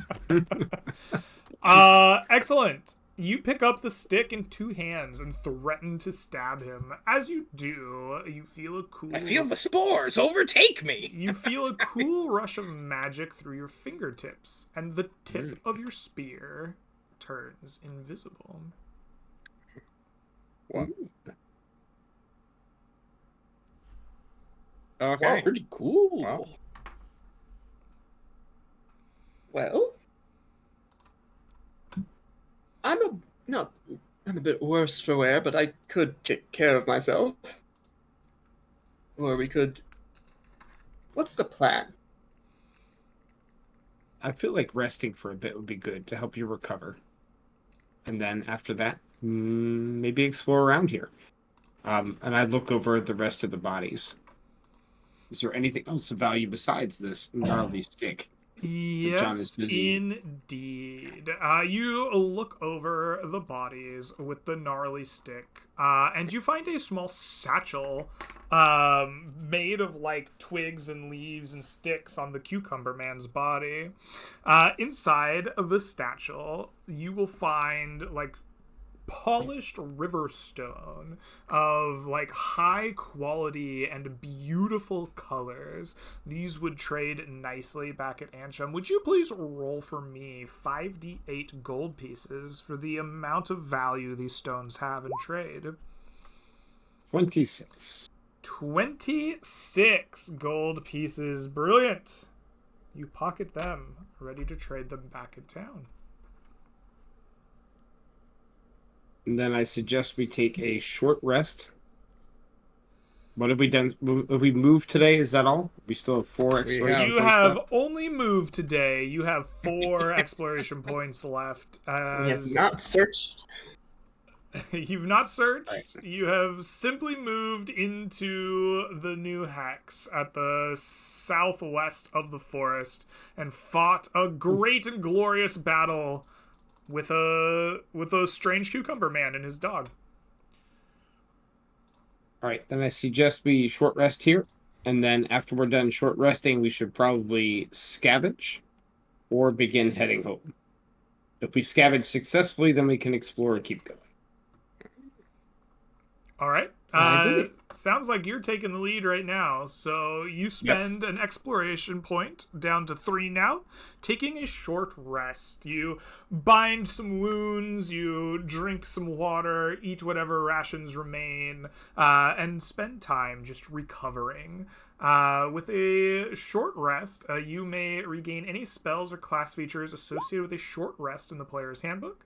As well, you may spend a total of 1/2 your hit dice pool rounded down of hit dice worth or to regain HP.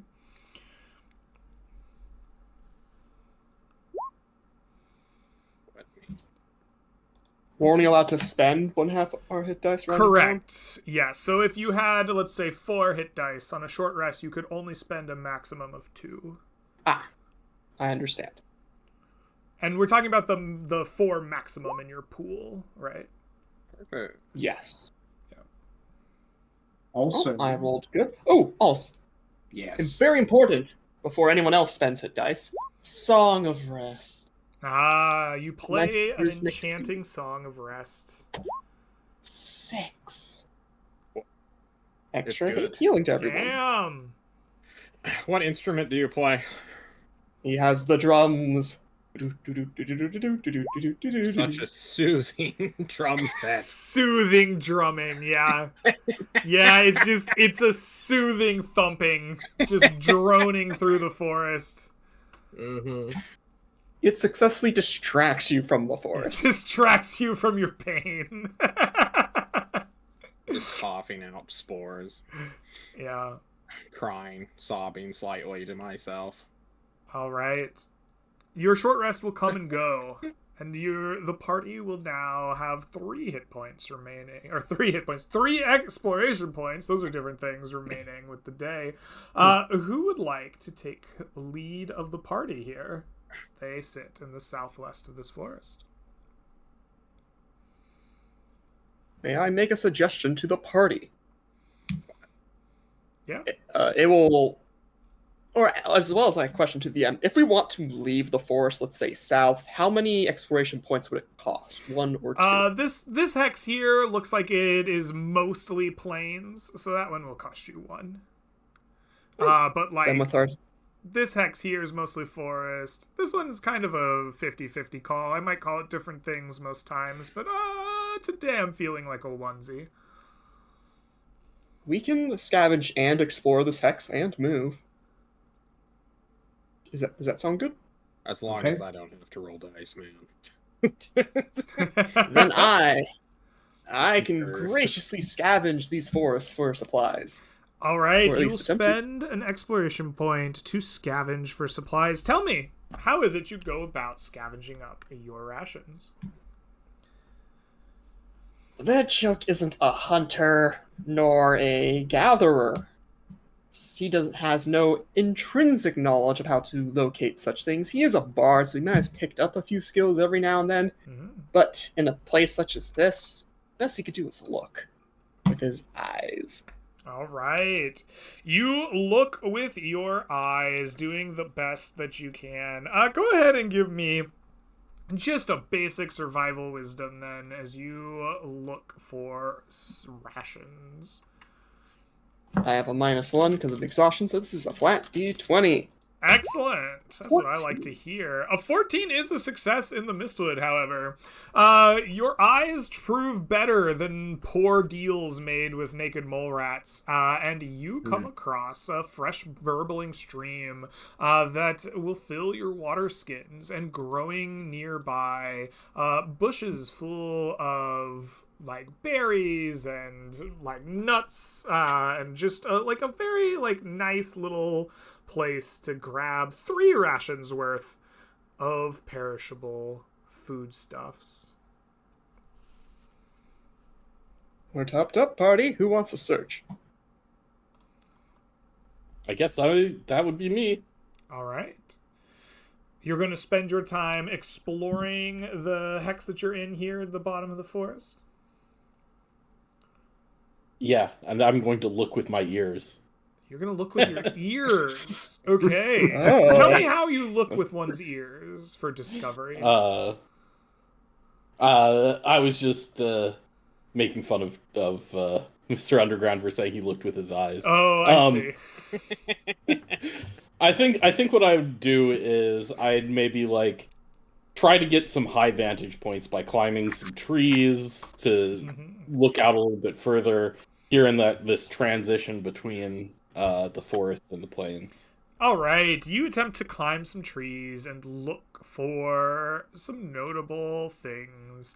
Go ahead and roll me a perception wisdom check as you explore this bit of the forest with your ears. That is an 8. Unfortunately for you, your efforts are largely in vain, as you mostly just see more trees from the treetops, and you do not find anything of note during your efforts. However, your efforts did take you hither and thither through the forest. Would you please give me a D100 to see if we get an encounter? Very good. An 87. Well. Your climbing of trees and looking around does not give you much in the way of success wandering around for discoveries, but as you look through the forest for a new tree to climb, you will eventually stumble into a clearing that appears in the forest, and you find yourself surrounded by the golden flowers of Tellus Leaf.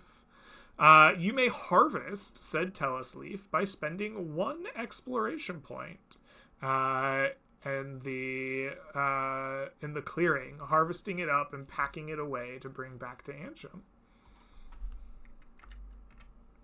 It's almost like we have 1 exploration point left today. You do? Yes. Yes. Fortuitous. Fortuitous. Excellent. Would you like to spend it? Yes, we will spend our last exploration point collecting this Tellus, All right. putting it in the saddlebags of Dusky. Of Dusky. You will do just that, spending the remaining hours of your day hacking and slashing a different type of thing as you collect the golden flowers of Tellus Leaf that you can bring back to town. That will be another 60 pounds to add to your saddlebags. I am sure that your horse will be able to carry that as well. Or your mule. Horse. Okay, I did say correct the first time. My bad. Yep. With that, though, the day will come to an end. The last light of your day spent harvesting this leaf, you set up camp in the forest. You must sleep for the day. I would like all of you to roll me some d20s unmodified to see who amongst you may be the luckiest or least lucky.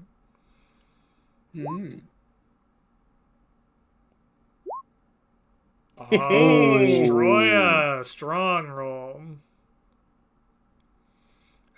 It is you. Estroya, tell me, what does camp look like for you as you settle down to sleep and rest and perhaps to find or find something on watch?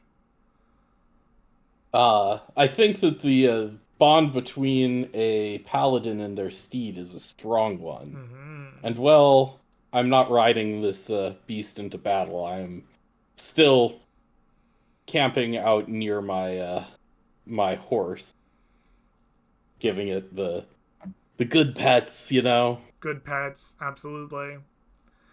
All right, you rest up, giving out of the good pets. During this pet session, would you please give me a D100 on our encounter table to see what you may find in the night? A 12 is a whole lot of nothing. It was a good night. You got to pet Dusky a lot, feed it some sugar cubes that you have squirreled away, and the night passes uneventfully. All of you, please mark 1 ration as you have camped for the night off of your character sheets. As well, you may regain any spells or class features associated with a long rest in the player's handbook.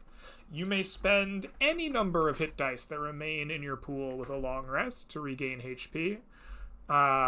As well, your mental stats can go back up another 1, and the next morning, you will regain 1/2 your hit dice pool total, rounded up to use the next day, and 6 brand new exploration points.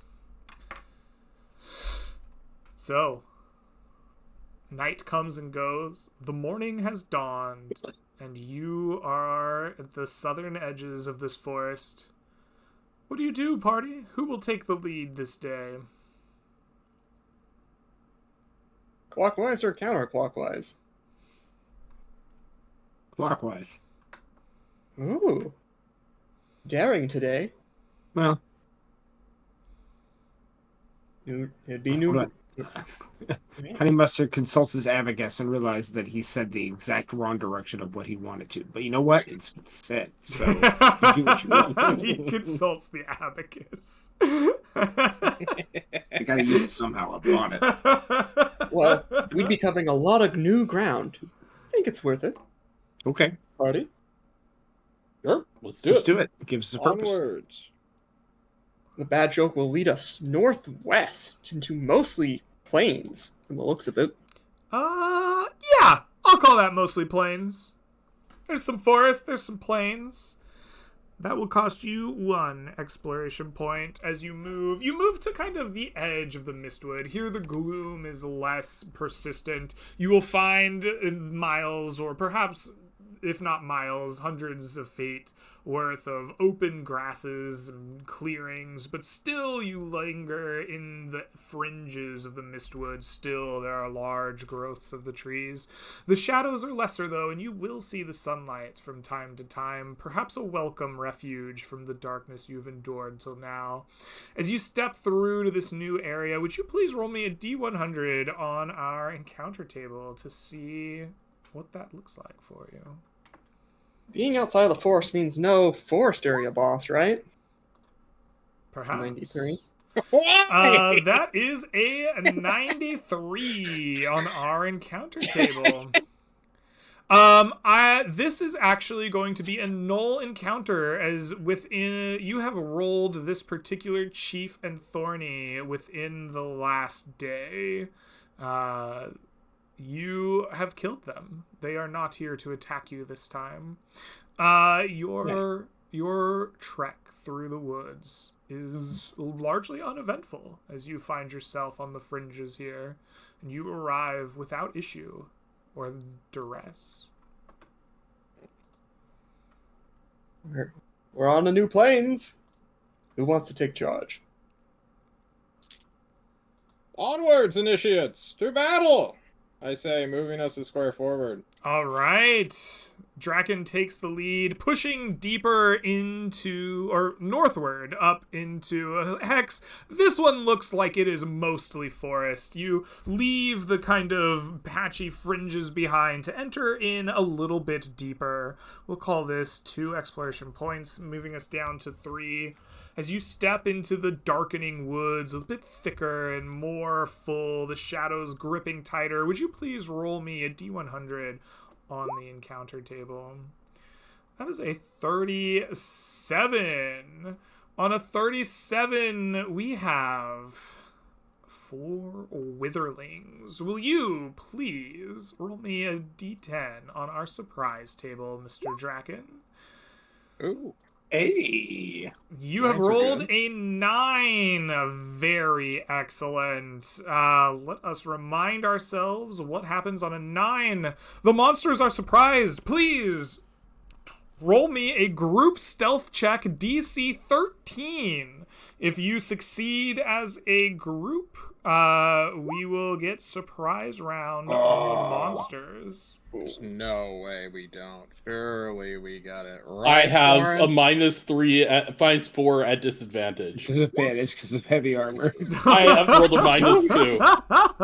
All right, let's add it up. Let's crunch All right, this. so 6. 42 plus 6 is 48, divided by 4 is 12. That is 12. That is 1 short of the DC.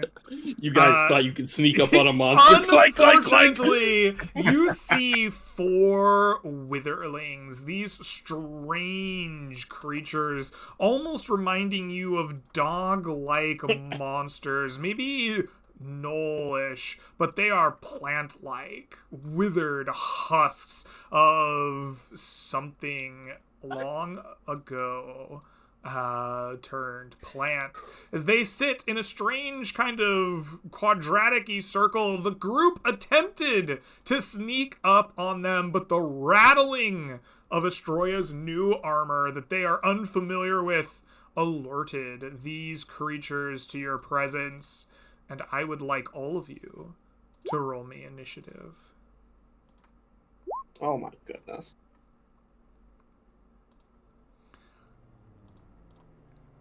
Uh-oh. Alright, there we go. Roll 20 is preventing me from rolling initiative. It Roll has 20 won. can It do has that won. sometimes. Roll 20 has won the surprise round. It sure has. Who are we missing here? There we go. Beautiful. Draken with an incredible 24.18 initiative. Just want to shout that out. You are the first to react. You were all so close to getting that surprise round. What do you do? I move forward. Wait, I can't move 30. I can move 25. Fuck. That changes things, actually. I've committed the movement. You know what? I'm just gonna blade ward myself. Ugh. You And effectively say, come at me, bro, to literally all of them. Excellent. You blade ward yourself and you give them a come at me, bro. The witherlings will then react. Having been nearly snuck up upon, they heft from their, sides a spiked club each, and they will rush forward. These two hear you say, come at me, bro, and they're like, yeah, all right, we'll come at you, bro. And they are going to make a swing with their spiked club with a 13, unable to hit you, and a bite attack with an 8, unable to hit you. The second will do the same with an 11 You can do it. and a 15. Nope. We are unable to do it. These two Pile here... in. Huh? Pile in! Come get me! These two here are going to see that they got that undercover. And they're going to charge forward, dashing with all their speed towards the rest of the party, but unable to attack. Astroya, it is your turn. What will you do? Stop me if you've heard this one before. It seems like it is most likely time. Drown these wicked beasts in twilight. Drown them in twilight. Excellent. And, you know what? Let's play one of the greatest hits from earlier and give the wizard a Shield of shield. Faith. Excellent. The tank kobold / tank halfling. sorcerer. Yeah. Beautiful. Okay. You surround Draken in a shield of faith and drape the battlefield in twilight. Bad joke. It comes to you. What will you do? Considering the two of them has rushed upon him, he will dodge in place and end his turn. All right. You take the dodge action. Honey Mustard, it comes to you. What will you do? Alright. Seeing his allies positioned in a unique position to not allow him to burning hands anything, anywhere, he will step 5 feet this way and poison spray this witherling in between his two allies. All right. maybe The from poison there. spray comes flying out. The witherling Huzzah!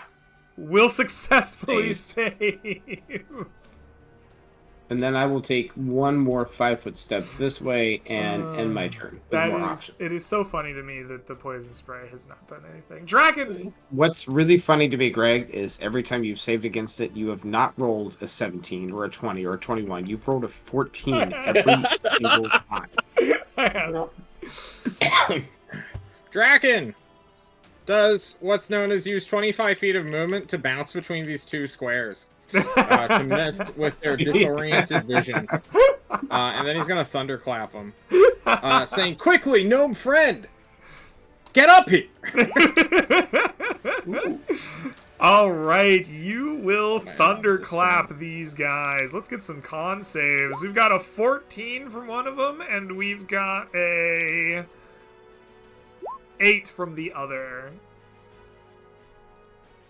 So that is 5 points of damage for this guy, and enough to bloody him. Okay. That's all I got. All right, Witherling's turns. These two are like getting danced at back and forth, and I'm going to give them a collective wisdom save to just like not be messed up by that, which they fail. So they're going to attack you at disadvantage. Nice. These are not the I'm doing brightest like the tools in anime shed. quick step. They think I'm showing up behind them, but I'm back in front of them. They're like, what the hell? The first one will miss you with his club. The second one, or the first one will also miss you with his bite. The second one will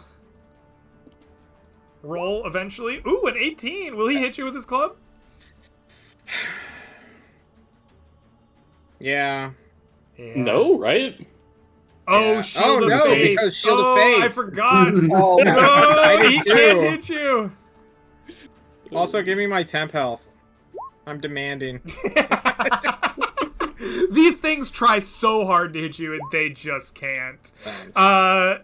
Before Astroya goes, these two down here are gonna go. They rushed up as best they could, and they've got a dodging clown in front of them and Astroya. We're gonna have one attack one attack the other. The first is gonna be at the bad joke. They're going to attack you first with a spiked club. You are dodging, though. I forgot to use the disadvantage button. So we'll roll that a second time. Does a 14 hit you? Yes. Ooh, wonderful. Please take for me 4 points of piercing damage from the spiked club, and then they will attempt to bite you with a 15. Please take for me 6 necrotic damage from the bite. Noted. Estroya, the same is happening to you. A spiked club comes your way with a 17. That's a miss. That's a miss. And then they will attempt to bite at you with a natural one. They're very bad at it. Now, Destroy It is your turn. What will you do? I will give these guys a bopping with a inflict wound on the one on the left here. All right. Now with an additional +1 to hit. Hey, there we go. That is an 18. That will definitely hit them. Go ahead and roll me damage. As I look at their damage stuff. They're doing all right. Okay, 28 necrotic damage. Oh my goody gracious. In response to being reduced to 0 hit points, you are attacked by the other creature. This one here is within 5 feet of you, and it sees it go to 0 hit points. It will use its reaction to Vengeful Strike with its spiked club. With a 23, will that hit you? Absolutely. All right. Please take 6 points of piercing damage. All right. This guy here, though, is hella dead. Like, you, doubled, damn near tripled his HP with that damage roll. All right. All right. Bad joke. It comes to you. What will you do? Guess I'll start shanking. Nice. That'll 4, hit 4. for 4 points of damage. Excellent. And offhand. That'll hit as well. 4. Ooh, you bloody this creature. In fact, you bring it to death's door, but it does not die. Well, he has an ally that can hopefully finish the job. That's my turn. It looks like we had a con save fail during that turn. Shield of Faith is no more. Honey Mustard, though, it comes to you before anyone else. What do you do? Finish typing it, John. And then I'm going to move 10. And then another 10 feet here. And then it's a 15-foot cone for Burning Hand. So I believe I can burn both of these guys in like this. Yeah, never mind. Let's go ahead and grab that and get rid of it. Yep, that'll work. That'll do. You can wash them in fire. They will make 2 dex saves. I'm just going to roll an advantage. This will be both of them. A 17 and a 16. God damn it. They're going to take 6 fire damage. So they will both take 6 fire damage. Double checking damage. Okay, they will both take 6. This guy is going to burn and become bloodied. This guy here is going to die outright as he has 6 HP left. All right. Okay. Draken, only a single of your enemies remain. What will you do? I'm just going to keep thunderclapping. Oh, love thunderclapping. Clap your hands. Come on, clap your hands. All right, the Witherling is going to succeed and take no damage. No biggie. That's all right. Witherling's turn. This Witherling has been stabbed by you. No, he hasn't. You stabbed his friend. He has been hit with fire. He's kind of a basic dude. I think he's gonna turn around. You've got a dagger in hand. Would you like to make an attack of opportunity on him? For sure. All right. There's a 15 that'll hit. 7. Oh my god, for 7 piercing, it dies before it can even swing at... I should have been a rogue. Wizard school was a mistake. This guy here is gonna just fight back against his mortal enemy Kefka, or the bad joke. And he makes a swing with an 8 with a spiked club, unable to hit you, and then he'll try to bite you with a natural 1 as you hammer dance to the side away from him. Estroya, it is your turn. Let's see if we can make good use of that dagger that was handed off to me earlier. Stab this guy. The dagger crits. For 6 points of damage, felling it in an instant. The battle comes to an end, and the forest falls quiet once more. We did it. Loot their bodies. They must have something on them. All right, you loot their bodies, Kraken, breaking into your roguish appetites that have been awakened during this session. And you will find them in possession of similarly interesting polished stones. Though these ones will noticeably be of a different color and different kind of like styles, coming from different rivers or different parts of the world. Go ahead and roll for me 3d8 for the value of these stones. 17. 17! They are worth 17 additional gold back at town.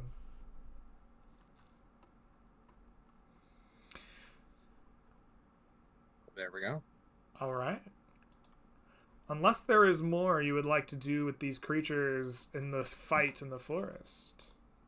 The party has now found itself once more in the depths of the Gloomwood. What do you want to do now? And who will lead us to that conclusion? I will lead. All right. I would like to search this hex. Absolutely. You will spend an exploration point doing so.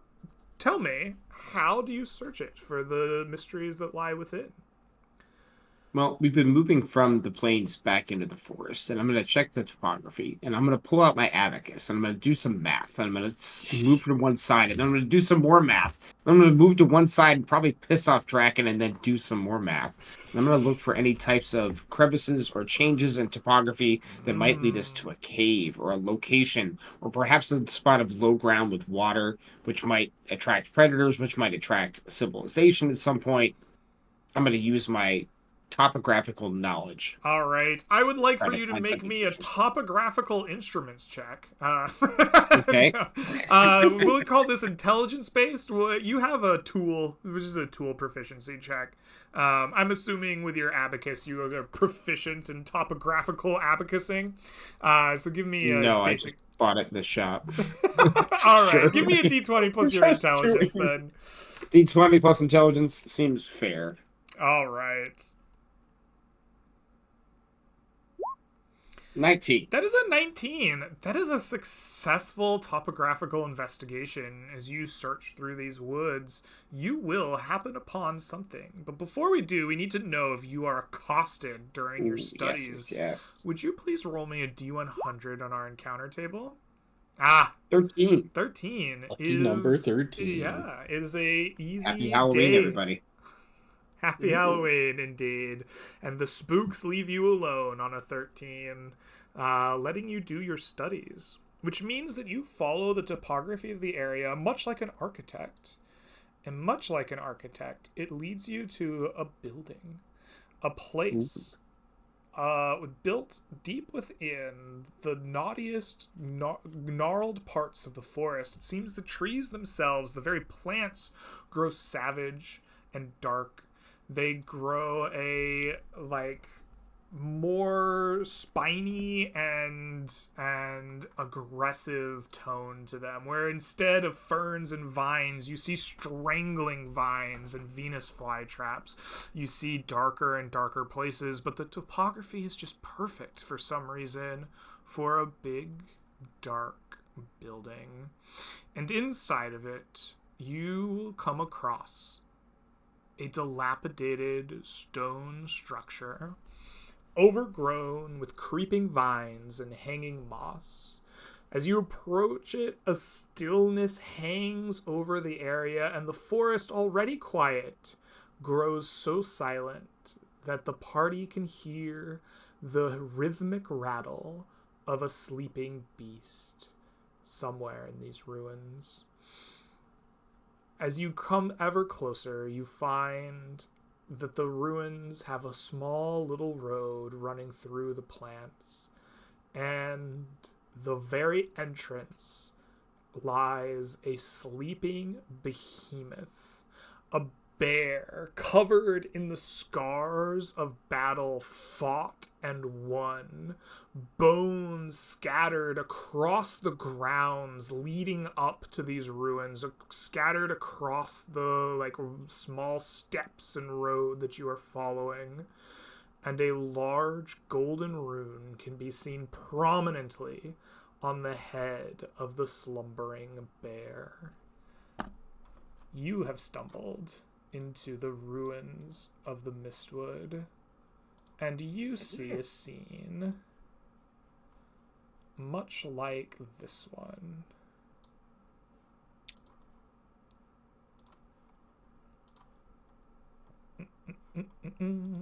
That's a big old bear. That is a big old bear. I love him. God.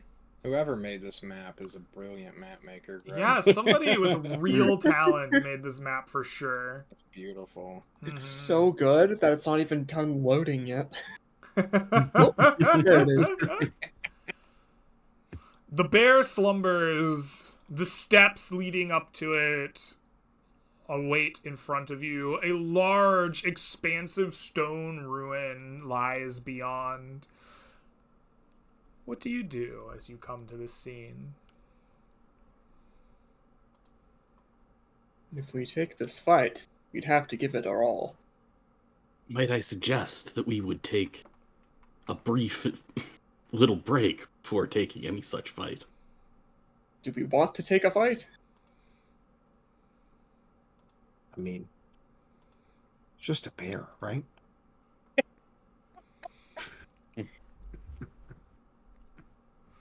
Honey Mustard has never seen a bear before. Never. It's Yeah, no they all dragon, have that's needs for like sure. I want its head to sit at the entrance to Honey Bear's apiary. We need to take this fight. You have to tank it. I don't have mirror image yet. I can't tank it. All right. I'm not strong enough, but I can stand behind you. Look, it's almost Well, my fear- bedtime. I'm sorry.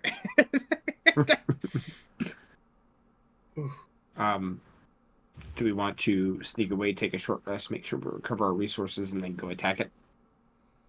Makes sense to me. All right. All right. You step away. Before we leave, is it like clearly plant like the other creatures, or is it more undead? Oh no, this green is eye. a living, breathing bear. Big and fleshy Okay. and furry with a big golden rune on its head. 10-4. Yeah. All This right. isn't scary at all. I don't know what you're talking. You sneak away. The sleeping bear does not rise, and you hide away deep in the forest to rest. You spend an exploration point, as you must. You eat of food, you drink of your water skins, you bind your wounds, you prepare yourselves for what is assuredly a monstrous battle to come. True. Yeah. At the end of an hour of resting, you may regain any spells or class features associated with a short rest in the player's handbook. As well, you may use half of your hit dice pool rounded up to regain hit points. I will hand a scroll of dissonant whispers to either the wizard or the sorcerer. Who wants it? I will take it. Give I it to will him. give it to the sorcerer wizard. is probably going to be in melee. I need to do something real quick in real life, guys. Okay, Right. yeah, rush off bed. Oh my. We have the plan. Indeed. I can unsettle it. We can frighten it. We can push it back every time it charges us forth. This will be a legendary battle.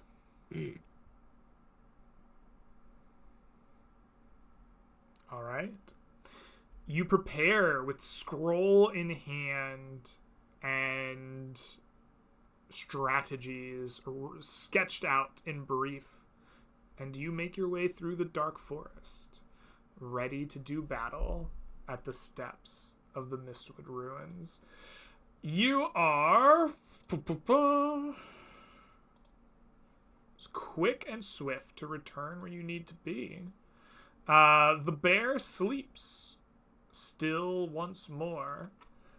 You can see it resting, chilling in front of the entrance, the bones of its many prey scattered about with thorny vines.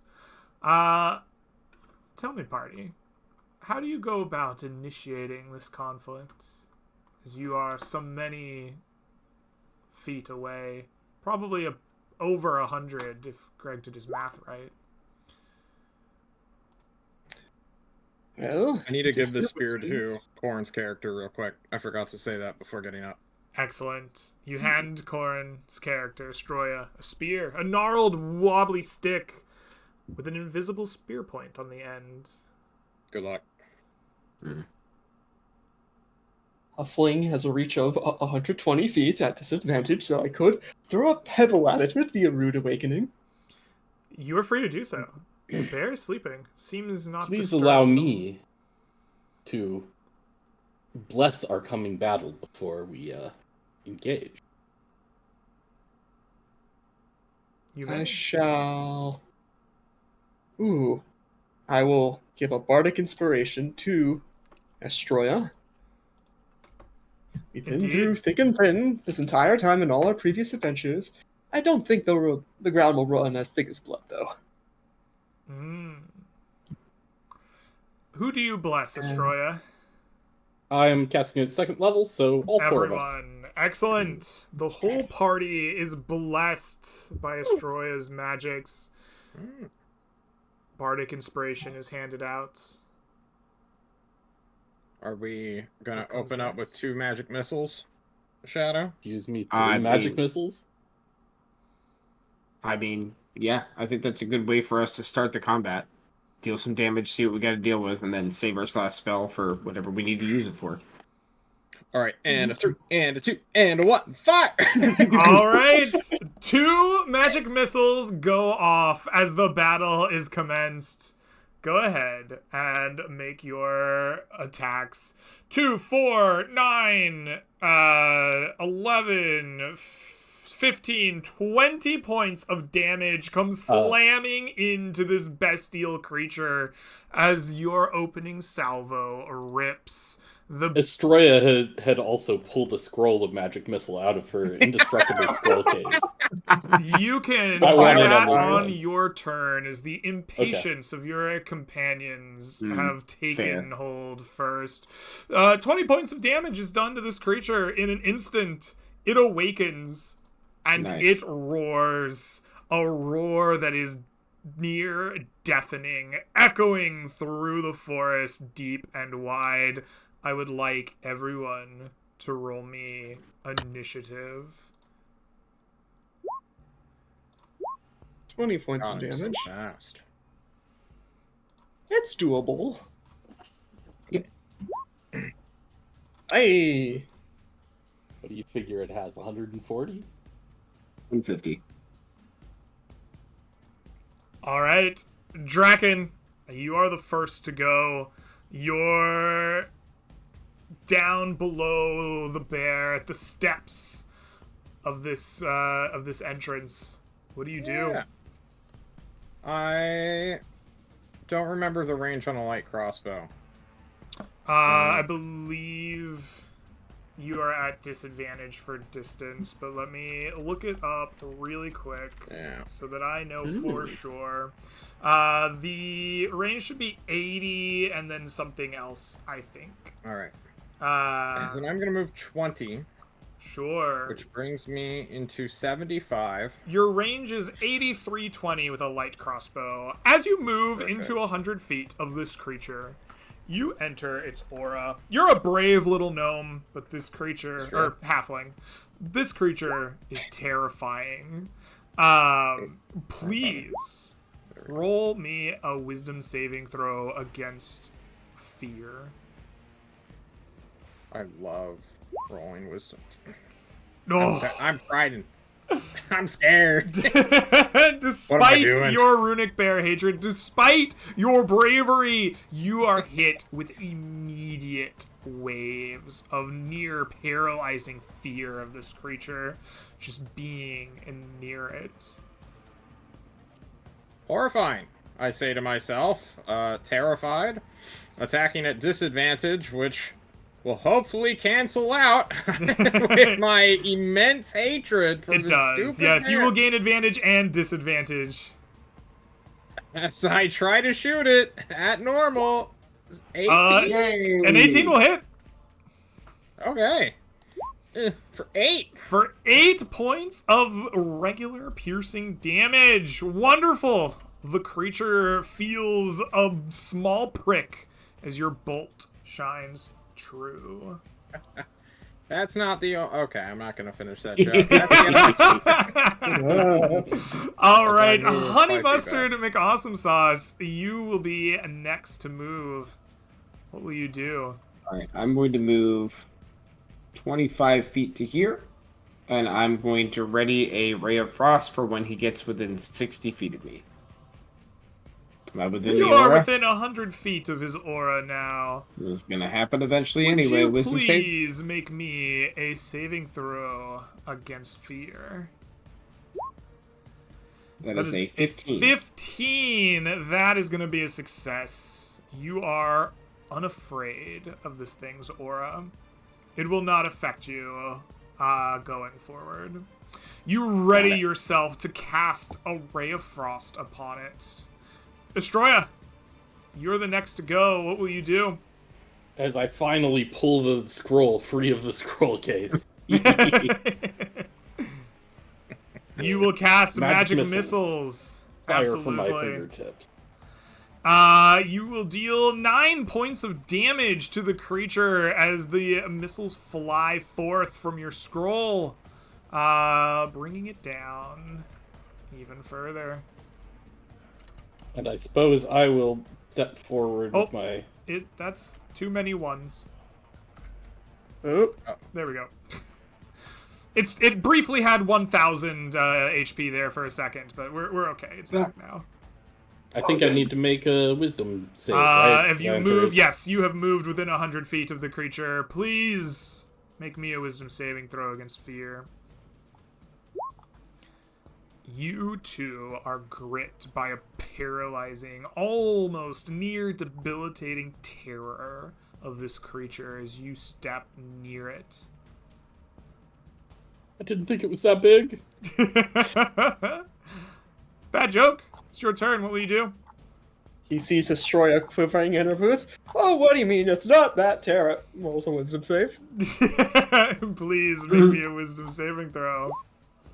That is an 11. Okay. That is also a Hey, fail. boys, here we go. You have You Yeah, bless. are immediately Ooh, ooh. gripped by terror, near debilitating. Huh?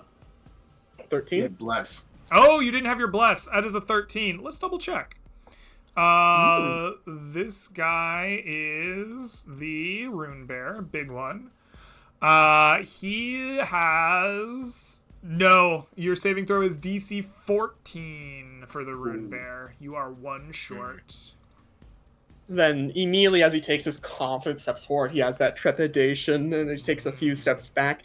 He will hold his action to cast Dissonant Whispers when it gets in range. I love it. Excellent! The Rune Bear will now go. It rises up and it moves faster than you would think possible. Rushing forward with immense lithe grace, and it cares not for the steps of man. So it moves 5, 10, 15, 20, 25, 30, 35, 40, 45, 50 45. feet. And at that moment... Yes. Oh, and also the Frostbolt, I think. Yep. Yes. Right about now. All right. you In just- unison, a ray of frost comes breathing force with a 21. You will hit. And you will cast Dissonant Whispers on it. Let's deal with the cold damage first. It'll take 7 damage. Mm-hmm. And your Dissonant Whispers goes off, and then you see the rune on its head glow as you attempt to deal with it psychically. Your minds connect for a moment. Mr. Underground, I would like for you to make me a wisdom saving throw. DC 13. Or Pass. DC 14 for the Rune Bear. Either way, that is a pass. The Psychic Link has a momentary concern as your Dissonant Whispers rebounds your direction. You hear them feel your head sonically, disturbingly, but you shake it off. You are unaffected by it. But so too is the Rune Bear, seemingly. As it is now cold, it can't get to where it wanted to go, so it is going to simply dash, using the rest of its movement to go here. Uh-oh. And that will be its turn. Dragon! It comes to you. The object of your terror standing in front of you. What do you do? But also my hatred. I do what any good man who worships dragons does. I pull out the dagger. Excellent. You pull And I out will a dagger. I'll stab it. Excellent. Really hard. Alright? Is that normal? Oh my Oh, a god. 24 will hit. For 7. For 7. And then I have an offhand attack since I'm dual wielding like a true wizard. Like a true wizard. Excellent. Oh my goodness, Okay, the 23. For 2. For 2. Excellent. That will bring it under 100. So before you say anything else, that will trigger its rage. And it is now its turn. Oh. It will Alright. interrupt you, and it will move here so that it is within range of everyone except our Gnomish wizard, who is here. There he is. He kind of blends in with the plants. He is going to make 3 attacks. The first thing he will do is attempt to bite you, Draken. He will do so with a 22. I assume that hits? Yes, it will. All right. Please take from me 18 piercing damage. I am unconscious All right. Draken immediately. falls to 0 and begins Ruh-roh. to bleed out. Istroya, it will reach out with its claws to strike at you. Which it will do with a 21. Does that hit? Yep. That is 19 slashing damage, please. Absolutely. Bad joke. It will reach out with its claws to strike you as well. That is a 24. Yes. That'll hit. Please take 26 slashing damage. Ooh. All right. All right. Draken, it returns to your turn. Please make me a death saving throw. Yeah. That is a 10. Do you get bless on a death save? You have your curse in there too. You're rolling something weird. What is your just base roll? That's an 8. Now I have to determine if I'm gonna stick to my guns. I'm gonna stick to my guns. Death saves don't care about bless. That is All right. please mark 1 failure. Then it is a failure. Honey Mustard, it is your turn. What will you do?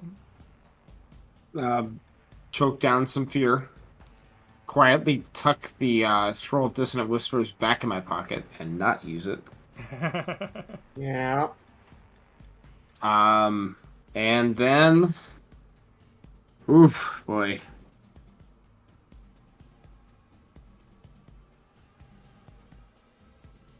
This thing had reached out 10 feet away to hit Yes. Mr. Bad Joke, right? It sure So I did. can't get within 10 feet of it yet. I'm going to have to kite back a bit, about 15 feet this way, Okay. and then decide if any of my spells are worth using other than Magic Missile. It's And the then only here, spell worth using, Magic dude. Missile at 3 times. All right, you unleash Yep, a 9 magic damage. missile, dealing 9 points of damage to it. Very good. All right, is And that that your is my turn, turn. Honey Mustard? Yep. Estroya, it comes to you. What will you do? Yeah, if we are going to survive, we're gonna need some temp HP, I think. So, All right. was not expecting quite how up in our face it would get immediately. Excellent. You shroud the area in twilight once more in a 30-foot radius around you. Is that the end of your turn? And I will heal the sorcerer so he can get slapped to minus infinity. Let's go. Oh, perfect. All right. With a healing word, you stand back up. Or well, I guess you don't stand back up, but your eyes open with 4 HP, Draken. Surely it thinks I'm dead. There's no way. Bad joke. It'll come to you as the Twilight Sanctuary grants HP to our cleric. The bad joke tastes blood and the sting of humor that goes on deaf ears, for this thing just utterly ignored him.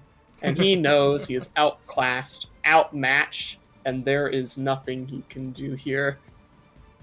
He will bardically inspire Instroya and say, well, only when it's darkest can use a candle that's most brightest, something along those lines. You can sense and feel the hesitation on his words. He will cast invisibility on himself. Ooh, okay. Go Yes. invisible. And he will turn and flee, for he is about to fucking die. He is invisible and begins his retreat. Let me look at my Rune Bear's runes real quick. It has every rune in the book, and I'm wondering if one of them has invisibility sight. I have to find my master It would be list. unfortunate. Does No! You're fine. He does not see invisible creatures. You run away. Yes. You are gonna run away off of the map. Would you like to leave the battle? Are you just disappearing into the forest?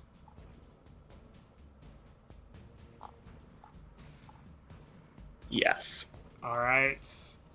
The bad joke escapes, flees, and leaves. It is the Rune Bear's turn. The Rune Bear turns to the only one that it sees that he doesn't think is dead. And he's going to attack Astroya. First it will bite you, Astroya. With an 18, I don't think that hits you. It does. Oh, that 18's does! my AC. Perfect! Please take 11 points of piercing damage for me. And then it will claw you. With a 27. Please That's a take hit. for me 23 points of slashing damage. I'm down. You are down. Excellent. You are on the verge of life and death. Alright. Rune Bear. Does it smell living guy? Make me a stealth check, Mr. Draken, to play dead and see if you can beat this thing's sniffer. Sounds good. Does my hatred inspire me to be super stealthy? Absolutely. You have advantage in this fight, just like for basically everything. Hell yeah, my hatred! It doesn't think you're alive Super anymore. dead. It leaves you alone and rushes over to the wizard. You bet it Sorcerer. does. Oh, fuck. And it has one attack left, and it is going to make it against Honey Mustard McAwesome Sauce. Does a 16 hit you? It's pretty low Oh, roll. it sure does, Craig. Please take... Oh, he rolled low again. Please take 10 slashing damage. That's a 1 still have and a 10 health 2. left. Oh my goodness. I still have 10 health punches. left. I am healthy at this point. You are healthy. Beautiful. Dragon, Ish. it comes to your turn. What do you do? What you doing, John? I'm trying to remember who has the healing potion that we looted. Who has He it ran away to indeed? the forest. The and bard. That son of a bitch! Survive. I guess technically the bear wouldn't have run there. It's fine. No, I want him right next to me. Yeah, alright. It's fine. I want him right next to me for my turn. John, you do what you want. I got a plan. Greg forgets how to play Okay. creatures with reach. So I can't help this cleric at all. However, I am naturally stealthy. It doesn't see me. It Or doesn't. it doesn't realize that I'm actually alive. So what I'm gonna do is I'm gonna crawl 10 feet, like so. Or rather, fuck, hang on. I was here. So 10 feet into this pit, Okay. dash to stand up, meaning I have 12 and a half feet of movement. Okay. Be hidden down here, and next turn, I'm going into the stupid tower. I'm gonna loot it.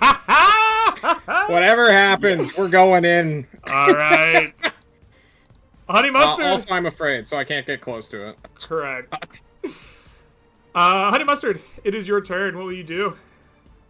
Honey Mustard sees the inevitable end, so he's going to end this with a bang.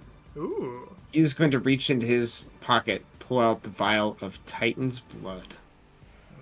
And I'm going to pour it into my little bottle that I use for poison spray. And I'm going to sit there and I'm going to wait. And when this thing goes to bite me, I'm going to shove my hand in its mouth and spray that Titan's blood poison spray spell right in it. I might go down with it, but it's going down with me. Unexpected. Okay. Estroya, I would like for you to make me a death saving throw, please. Absolutely. Nat 20. Let's go. Fuck. That is a 1 failure, if you would please mark that. Okay. Greg, I request not to make a saving throw or attack roll. I request a Arcana check to properly set this together and give myself the best chance of either dealing the damage and immediately dying and not caring, but I want this thing to feel the Titan's blood sprayed into its throat. And it's either going to die or Okay. grow to 4 times its size. I eat all of it. want that Arcana check. We're just right. gonna stick with its base DC. Its DC has been 14. I want an Arcana check. 14 or better. You set this up perfectly. Otherwise, comrades. its jaws are just gonna move too quick. Yeah, I don't even want it to roll an attack roll against me. I just want to die if I fail. Okay, we can do that. 22. Somehow this is worse. All right. You. Off the boss. We're Yeah. learning Shove- We're shoved- learning something about Titan's blood today. You shove Yeah. Titan's blood into the mouth of this creature. It snaps what should have been your arm clean off, but somehow you like mage handed this in here, and it just gets a fountain of Titan's blood, a simple vial, and its body just immediately explodes. The rune bear is no more. What? Oh, But in its place stands a horror unlike anything you have ever seen before. It is a creature of unmentionable proportions. A creature of... That's the wrong one, I think. Okay. This one.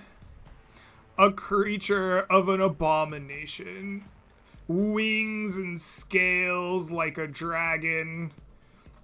The horrifying paunch.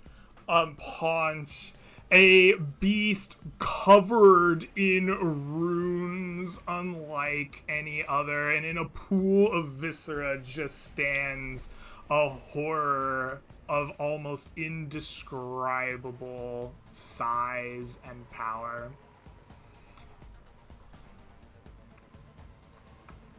It's gonna take a turn to like figure its shit out. Draken, it's your turn. Well? What do you do? I'm having flashbacks to creature right now, Greg. where I throw myself down upon this creature's feet. I mean, it's a drag. Yeah. I think the plan, now that the cleric is just buried under this thing's ass, is to continue to sneak away. But towards danger, because the closer you are to danger, the farther you are from harm, as I've been told by other halflings. And assuming stealth is at half movement, then that's as far as I get, because I'll have to dash. Absolutely. All right. You dash away. Honey Mustard, it comes back to you. all right. I want to move 10, 20 feet over to here. And I would like to use a medicine check to stabilize my dying comrade, if I can. All right. You are going to try to stabilize your friend at the foot of this abomination. Go ahead and make me a medicine check. DC 10. Nope. Nope. Wait, am I still blessed? Is blessed down? Yeah, you're unconscious. Bless yeah, is never mind. down. Your cleric has gone Bless is down, unconscious. Yeah. And it's a skill check anyway. And then I will realize that Astroya may not make it. I turn to this thing, and I fall down to my knees, and I stick my arms out.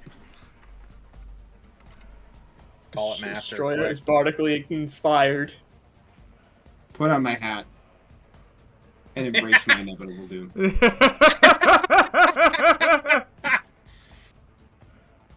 That's my turn. All right. Okay. That is your turn. That brings us to Astroya. Please make me a death saving throw. So Please mark a second failure.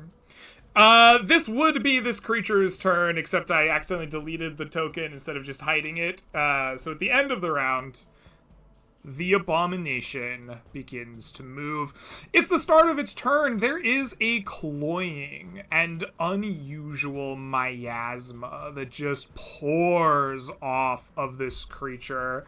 At the start of its turn, any creature within 5 feet of it must succeed on a DC 14 saving throw or become poisoned until the start of the abomination's next turn. Would you please make me a Constitution saving throw, Mr. Honey Mustard?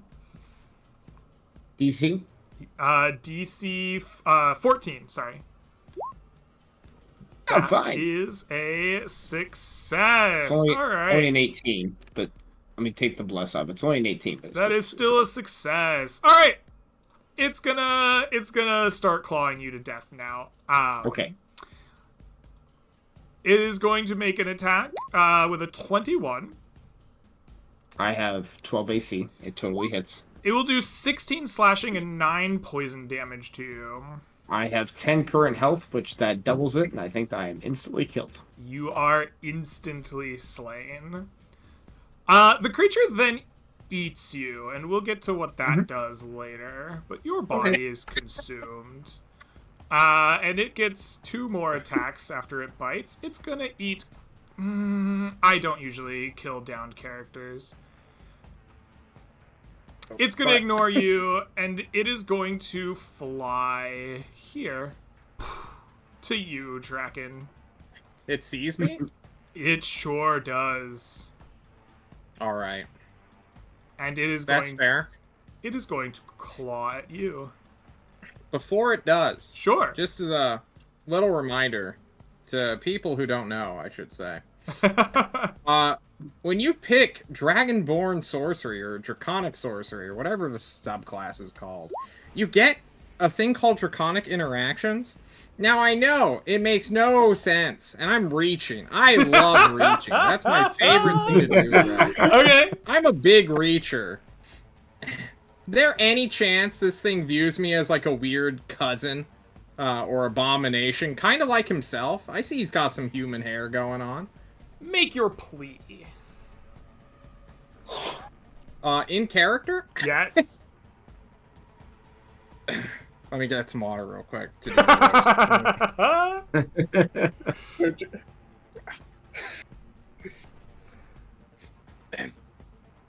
Oh, mighty ascended one!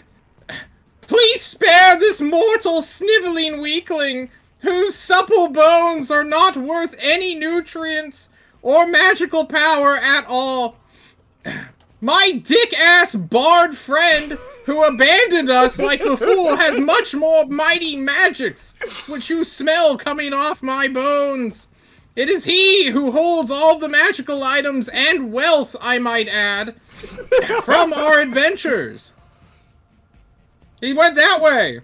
I'll be here when you want to kill me after. You just pointed. All right. I would like a persuasion charisma roll. I will I'll grant you advantage for your willingness to throw your friends under the bus. Hell yeah. Yeah. All right, I get to double my proficiency bonus. Hell yeah. As long as it's a dragon. We're stretching dragon here. Okay, you know, mutant. It's in the name, thing. right? It's kind of the name. This will be 5 plus 4 is 9, minus 2 is 7. Yeah, that's all I got. Let's go. Unless I get advantage for some reason. I just said so. Yep. Oh, perfect. Oh, my 25? All right. The claw stops. And without its mouth even moving, words boom out that you don't understand as words, but their intention is clear to you. A, fingernail of it falls off of its claw, like it detaches. It sticks in the ground with a thud right in front of you. To you, it is the size of a great sword. And it says, "Prove your worth to me. Bring me the head of your friend so that I may devour it." Yeah, I take that great sword immediately. That bastard's going down. Excellent. Estroya, I want you to make death saving throws until you die or recover. You have a D6. Roll it. Yep, we're gonna roll that Delays your death. D6. That's a 10. Or That's no, wait, a that's a success. 10, right. Yep. So that's you 1 don't and count the- 2. All right. That And That is a natural natural one. 1. You Okay. die, and the creature. The last thing that you see is this creature fly over and just immediately consume Estroya. Draken. Bad joke. Your dance is going to play out another time. Mr. Bad joke, you have rushed away. Invisible Cheers. through the forest. The Horrible dragon gore explosion. itself is not a dragon, but its power now resembles that of a force long ago extinct in this land. And some grace brings you both back to Ansham so that your tragedy can play out another time. A invisible bard and a kobold halfling with a great sword the size of a huge dragon talon return to town, and they will hunt each other. And we will see what that comes to another I just time. get one shot by Dissonant Whispers, or I one shot him with magic missile. Casted Dissonant Literally Whisper. how it goes, right? Well, You we'll better see. take the shield spell, next level up. I'm taking alert for +5 to initiative, baby. All right. That Oh, is fuck. going to be the end of our session. A new Titan has arisen in the Mistwood. We'll see what that does to our story. I am going to award some amount of gold and I'm going to award some amount of gold and XP and loot to our 2 remaining survivors. I'm going to calculate out and then decide how much I'm going to give you for running away and making a bargain with a new demigod. I would love, while I do that, to hand the floor over to you guys to give yourselves some shout outs and or give yourselves a little monologue for the end of your characters. And why don't we start with our dearly departed? We'll start out with Scarlet, who has lost yet another brother of the McAwesome Sauce family. You I will did turn say it to something, you. Greg. You did say something about what happens after I'm eaten. Yeah, so we didn't see that. The creature will gain the abilities of a level 1 sorcerer. All of your spells and features are now consumed in this abomination. And much Nice. like the many runes that it had eaten to this point, will become part of its skills. Equally so for Estroya. Oh no, now we have to kill a Twilight Cleric. It comes full circle. You're welcome, guys. It has temp Helping health build for the days. Oh 1d6 plus 3. Oh, Well, I will go ahead and take the microphone then. I am Scarlet Shadow. You can find me on Twitch TV / Scarlet Shadow. I run Dragon Warrior Randomizer and Dragon Warrior Speedruns, as well as participate on Fable Table on Apollo Nick's channel. We have our season finale-ish coming up, where we have probably 2 more episodes or so before we finish our Wild Sea campaign. And it's been a lot of fun. You'll find me there, and you'll find me back here. I'm sure the next gnome wizard I create will be even more interesting and fun. I think we're gonna go with Frank's Red Hot McAwesome Sauce for a name, and we'll see what that develops. Might end up being a pyromancer sorcerer. We'll see, but the name stays. Who would like to take the reins next? Yeah, it's me. I'm Koron. I'm, hang out here and hang out and play games with John over on his YouTube channel. We're starting something new here in a little bit more than a week. On Sunday, we just finished our really fun campaign, so you can find that on John Dungeon Master's YouTube channel if you want to get an interesting watch.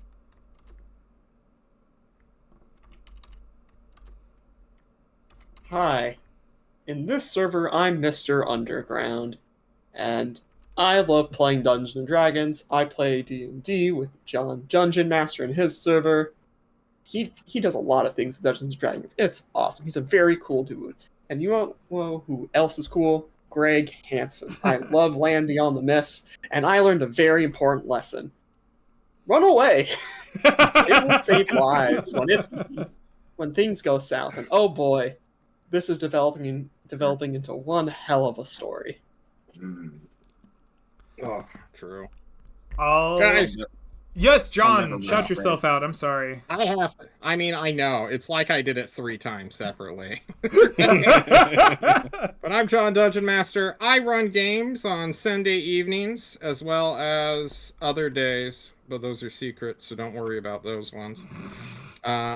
Sunday nights, I have Greg, I've got Corin, and we will be starting a new campaign, not this Sunday, but next Sunday, where we will be going to steal magical shit from a ancient dragon, as well as going on quests and getting revenge for the miss, guys. Anyone who's died, we're going for Greg after that. No, but seriously, Greg, it was a lot of fun. Thank you so much for having us and running this for not just me, but the community as a whole. You beautiful dingo. Well, thank you. Patty, I'm coming for you, you motherfucker. I'm done Twice! dying. It's happened twice in now! your presence. We should have did. I didn't want to take the fight. We look at what happened. It was over before it even Alrighty. began. You Well, wanted it. for our surviving members, I would like for you to take home 615 XP each. 615. Nice. And I would like for you to take home 145 gold each. Whoa. The spear, I'm going to say, was eaten because it was with Estroya. The Titan's blood was delivered into the gullet of the creature. I'm going to say that we're going to take home the Tellus leaf and the wood, since those are resources that I track and take out of the encounter tables when they happen. So since we have surviving members, Dusky got back somehow. He just didn't come into battle. So there is going to be 1 Tellus leaf and 1 wood. This leaves us with a healing potion and a poison potion, and I think it is only appropriate that our scaredy cat gets the healing potion and our vengeful hunter gets the potion of poison. Sounds good. Sounds fair. All right. What's this greatsword do, Greg? We gotta find out. You're gonna have to find out. Fuck. You gotta Fair swing it enough. at my head first. Well, I'm taking a level in fighter just to use it. Unironically. You're not I proficient. hope yeah. it's a dex-based weapon. Oh, fuck. All right. That is going to be all for this session. It got a little crazy at the end. I hope you guys had a lot of fun watching. I hope you guys had a lot of fun playing. We've got another session coming up next week, and I am excited for that as well. Hopefully we will see you all very soon. Until then, have a great rest of your nights, days, weeks, whatever it is till I see you again. We'll catch y'all next time. Peace, everyone.